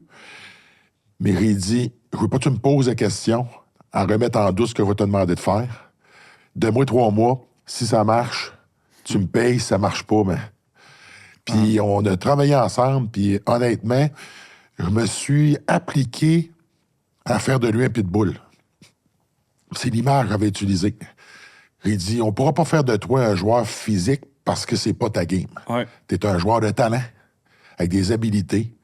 Eux, ils voulaient absolument qu'ils prennent du poids. Fait qu'ils mettaient beaucoup d'accent sur son haut de corps, alors que ça te prend de la souplesse, puis il faut que tu sois capable de jouer avec tes mains. Ah ouais. Fait que si tu deviens trop lourd au niveau du haut du corps, on va te changer le genre de joueur que t'es, puis ça t'aidera pas. En plus, là. On a travaillé sur le bas de corps, le corps, l'explosion, la puissance, la vitesse, la force. Ouais. J'ai dit le poids, on se bordera pas de ça. On va en prendre, mais c'est pas le facteur le plus important. Puis on est arrivé à y faire des affaires assez incroyables. Puis je m'appliquais vraiment à bâtir pour faire en sorte que peu importe les conditions dans lesquelles il va être capable de performer. Ouais. Puis quand il est arrivé au camp, il m'avait expliqué, parce qu'il m'appelait, il arrive là-bas, les coachs avaient fait le board avec les joueurs, puis à quoi ça devait ressembler l'équipe, puis il était pas là. Ah, ouais. Puis ils ont fait les tests physiques, il a fini premier sur tous les tests, à l'exception du bench press, puis le deuxième, je me souviens plus c'est quoi, puis il avait terminé deuxième.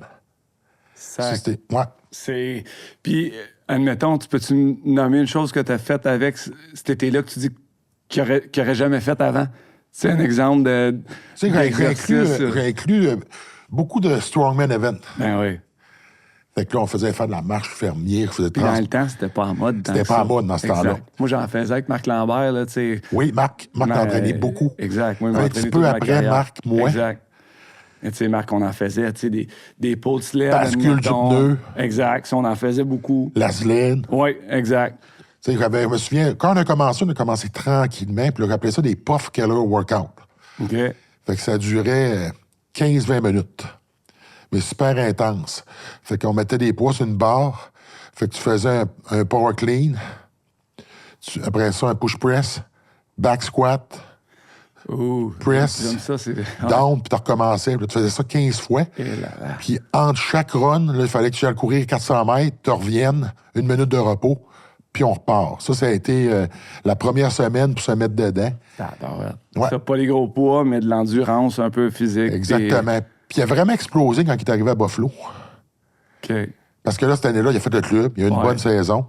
Puis Buffalo était descendu, filmé un entraînement. Là, je l'avais fait lever un derrière de véhicule. Ah, c'est ça. Tu sais, là, mais il était vraiment fort. Ouais. Je me souviens, il y avait d'autres joueurs, des fois, qui venaient s'entraîner avec. Puis c'est là qu'on voyait la différence. Les gars étaient pas capables de toffer, là. C'est sûr. Mais, tu sais, je te donne un exemple. Ça te prend la personnalité pour être capable de suivre ça. Tu sais, Dan, c'était ça. Il voulait. Il avait du chien en tabarouette, Dan. Puis sa grosseur, là, tu sais, j'ai joué avec à Philly. Mais tu sais, mettons, j'ai coaché dans la Ligue américaine 1 année.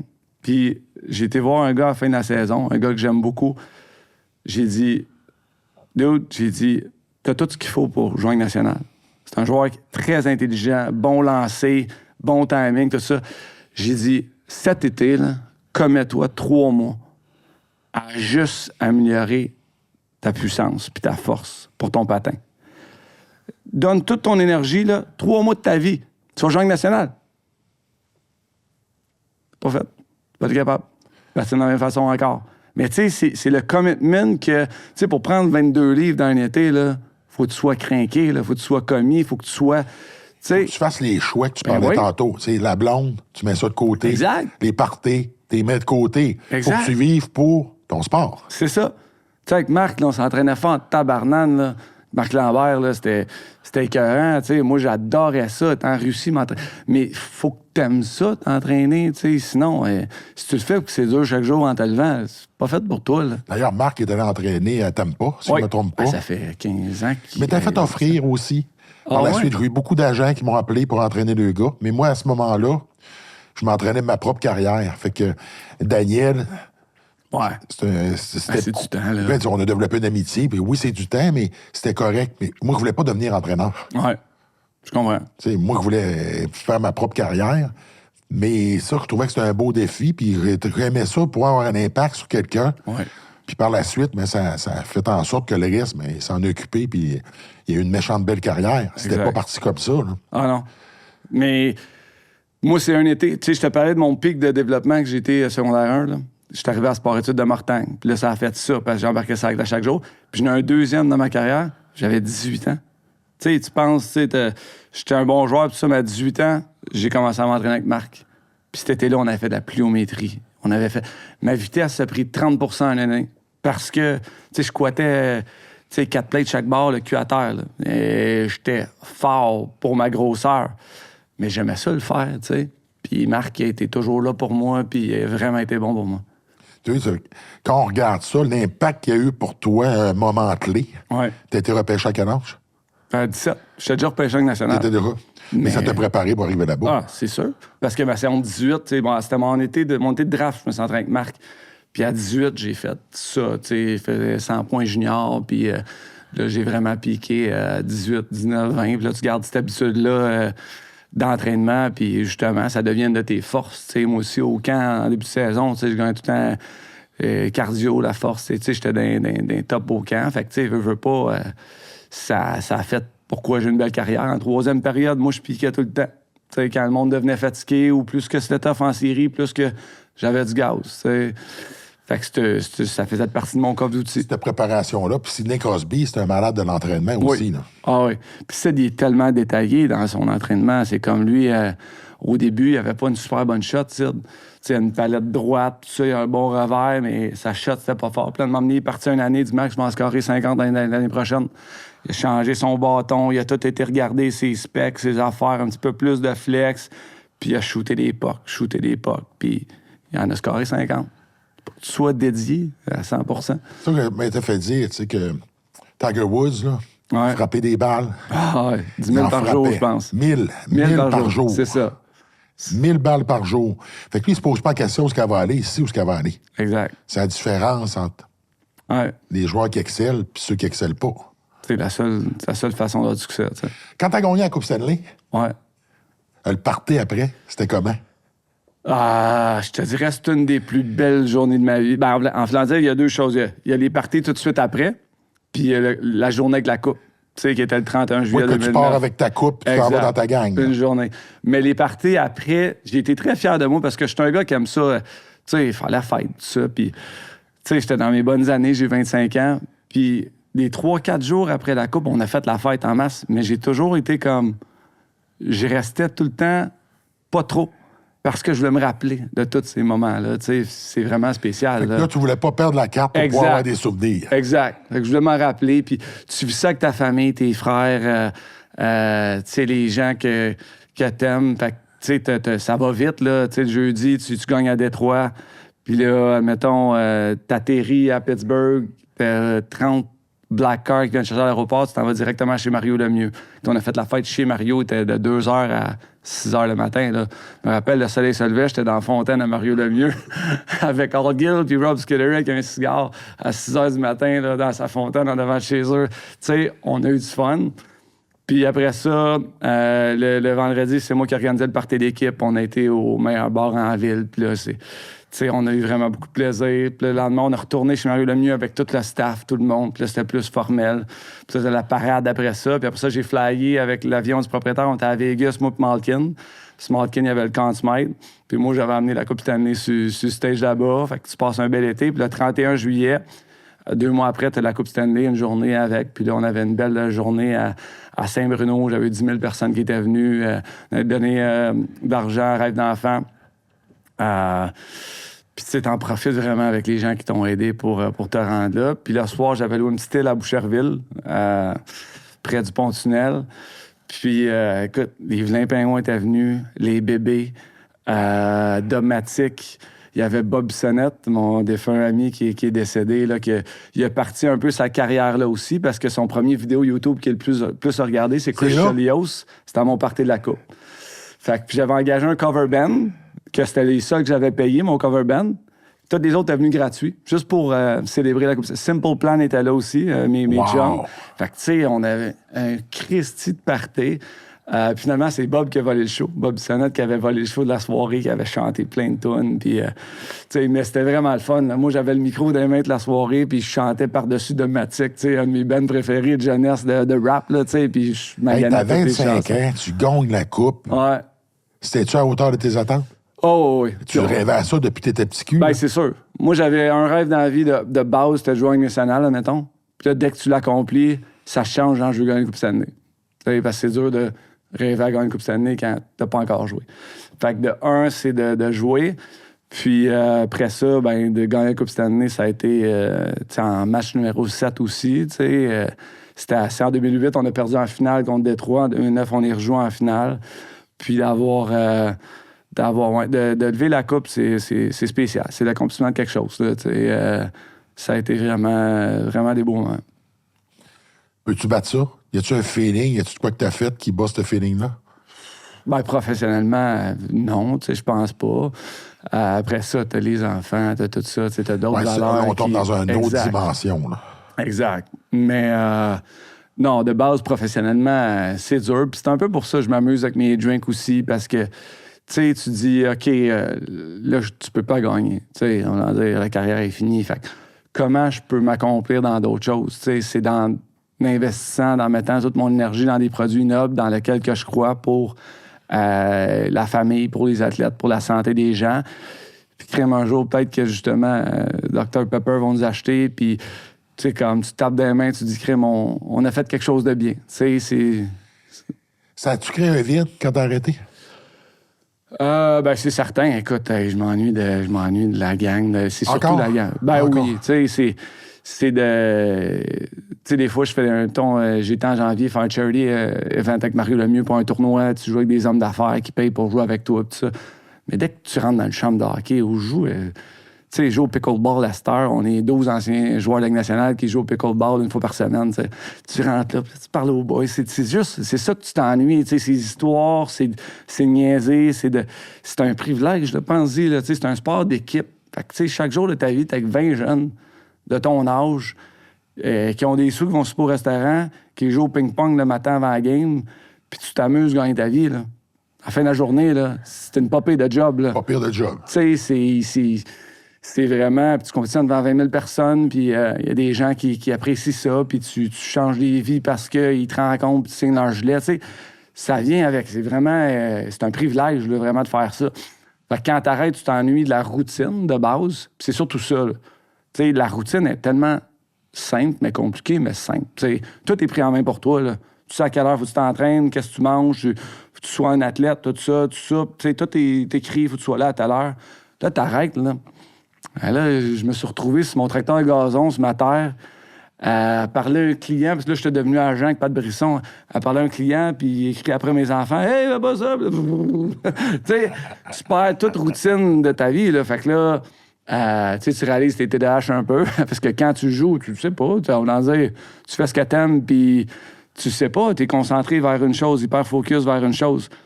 Là, OK, comment je gagne ma vie? Comment je sépare ma tarte de temps? Qu'est-ce qui est important pour moi? C'est quoi mes valeurs? Tel travail, faut que tu continues à gagner ta vie, parce que c'est pas éternel l'argent que tu as fait avant. Fait que là, OK, comment que je fais pour faire ça? Comment que tu t'accomplis personnellement puis que tu prends soin de toi-même, tu t'oublies pas là-dedans? Là, t'as ton couple, t'as tes loisirs, puis t'as tes enfants. Puis comment je sépare ça? Puis ça fait 6 ans que j'ai arrêté. Puis, tu sais, je me suis bien planifié tôt, je l'ai appris tôt, mais tu es encore toujours en train de jouer avec cette tarte de temps-là, puis de routine. Puis là, des fois, comme là, je suis trop dans le travail, là, dernièrement, là, je me sens un peu stressé, fatigué, puis pas assez présent avec mes enfants. Là, il faut que tu ajustes, tu sais. Fait que ça, c'est la vie de tous les gens en général, mais quand je faisais ma vie de joueur de hockey avant, c'était très simple. Comme je te disais, égocentrique, c'est toi, tu te performes au hockey, tu t'entraînes, puis c'est tout. Ouais, c'était un gros changement, mais ça reste que c'est quand même le fun à vivre en maudit. Oui. Ah, c'est sûr. J'apprends tous les jours. Là, puis c'est pour ça que je fais de la business, puis l'immobilier un petit peu, puis là, les drinks, puis j'apprends à tu sais, les finances m'intéressent beaucoup. J'ai fait des cours à Harvard de business, Harvard School, mettons, par la NHLPA. Puis, tu sais, j'ai été agent. Moi, depuis que j'ai arrêté de jouer, là, j'ai une ceinture d'outils, là. Tu sais, j'ai été agent. J'ai fait la télé avec Bruno Gervais, Maxime Bruno. Je fais des médias à Pittsburgh, admettons. Je fais une chronique à NHL.com. Je fais des conférences, là, après ça. Tu sais, ça me sort de ma zone de confort. Là, l'entrepreneuriat fait que, j'apprends à développer un produit. C'est quoi la vente? Et je fais des livraisons de caisses dans des pro shops, là. Tu sais, mettons, tu parles d'ego, là, du gars qui a gagné la Coupe Stanley. Oh oui, mais là, je suis au téléphone 8 fois par jour. Ma boîte de courriel, elle en a 30 parce qu'il faut que je commandite une équipe U13 de soccer. Oui, puis là-dedans, t'es pas Maxime Talbot, le joueur de hockey, là. T'es l'homme d'affaires. Exact. Mais le sport, l'impact que ça a... Tu sais, moi, c'est ce qui m'a permis de faire une transition, de passer à d'autres choses. Exact. Parce que la discipline que tu développes... Ah, c'est sûr. Gagner, perdre, le jeu d'équipe, être sous la pression, vendre, veux pas. T'as plein d'aspects, mais tu pars en business avec des chums, des partners. À la fin, c'est le jeu d'équipe. C'est quoi ta responsabilité? Faut que tu livres, puis t'es capable d'avoir des discussions difficiles, puis j'adore faire ça, tu sais. Fait que... Puis c'est de gagner après. Pourquoi je fais tout ça? Ben, à la fin de la journée, tu sais que ce soit pour du succès, c'est l'énergie. Tu sais, tu veux t'accomplir dans tout ça. Puis c'est d'apprendre. Je suis curieux, puis j'ai plein d'intérêts. Fait que... C'est ça. Puis quand on essaie rien, il se passe rien. Exact. Puis tu sais, j'ai été coaché un an au hockey là, à San Diego avec Joël Bouchard puis Dan Jacob. J'ai adoré l'expérience en soi. Puis j'adore le hockey encore en soi. Mais c'est comme, j'ai tellement d'autres intérêts. Puis je trouvais que j'avais plus le temps de lire sur d'autres sujets. Puis faut que tu sois hyper focus quand tu coaches, là, c'est 60 heures à faire une chose. Puis je trouvais que je laissais toutes mes affaires qui m'intéressaient un peu de côté pour une chose. Puis je trouvais ça dur. C'est-tu parce que tu as découvert qu'il y avait d'autres choses que le hockey? J'ai toujours été curieux. J'ai toujours été curieux et intéressé par plein d'affaires. J'aime ça lire, tu sais. J'ai toujours lu sur plein d'affaires. Fait que je suis toujours conscient de ça. Parce que, tu sais, je tripais sur le hockey, mais j'aurais pu être un joueur de football. Là. Jamais compétitionner. Tu comprends? Tu sais, j'aime vraiment compétitionner. Ça a été le hockey. Mais après ça, tu sais, que ce soit spiritualité, que ce soit méditation, comme je te disais, politique, tout ça, je m'intéresse. Fait que c'est ça. Je mets des outils alentour, puis j'évolue. Puis à la fin, là, on fait ça, tout ça pourquoi? Ben, tu sais, on va mourir sur notre lit de mort, mais pour moi, c'est les histoires que je vis, puis que mes enfants soient corrects. Je suis vraiment... Puis tu vas avoir des histoires à raconter. Ouais. Et ça va être les tiennes. Ouais. Pas celles des autres. Ouais. Merci beaucoup. Avant qu'on termine, merci, parce qu'il fait pas chaud aujourd'hui. On va juste mettre en contexte. Je tremble un peu. T'as un manteau, parce que oui. malheureusement, le système de chauffage est brisé. Puis la température n'a pas été très coopérative. Il devait pas faire cette température-là. En tout cas, du moins, on pensait pas que ça allait être ça la semaine passée. Ouais. Fait qu'on va t'offrir de quoi pour te réchauffer. Tu veux-tu un shot? Un shot? Ouais. Quelle heure, là? Il est 5 heures à quelque part dans le monde, là. Il est 10h30? Ben oui. Je peux pas refuser un shot, du go. On peut pas. Tabarouette. Rhum, vodka, amaretto. Amaretto. Amaretto. C'est quoi cette... Produit de la Côte-Nord. 10 séries. Moi, ici, je me suis lancé en affaires. Fait qu'on a 10 séries sur la Côte-Nord. Moi, je suis un gars de la Côte-Nord. OK. Ouais. Fait que là, on a un amaretto qui s'appelle Amy, qui est à base de sorbier d'Amérique et de cassonade. Wow. Fait que c'est pas sucré avec de la fructose. OK. Fait que c'est comme cool. Wow. Puis on se procure ça où? À SAQ. Ben, tabarouette. Ça, c'est... Je m'en vais à l'aréna, là, coacher mon fils. Ah, tu vas être de bonne humeur. Je vais être de bonne humeur. De bonne humeur. Cheers. Santé. Merci beaucoup. Plaisir. C'est un shot, là. C'est un shot. C'est doux, hein? C'est bon, hein? C'est vraiment bon. Mais c'était beaucoup en quantité pour un shot. C'était un shot. Un shot d'homme. C'était un shot à la Hugo. Ouais, c'est je m'attendais à rien ça. de moins. Merci beaucoup. C'est quoi qui est le fun? Tu vas partir avec une. Hein? Ouais. Ah ben là, tabarnane, on emmenait ça à l'aréna. Faut-tu que je la vois toute toujours aujourd'hui? Non, t'es pas obligé de te l'avoir. Okay. Veux-tu un autre shot? Ah non. Merci beaucoup.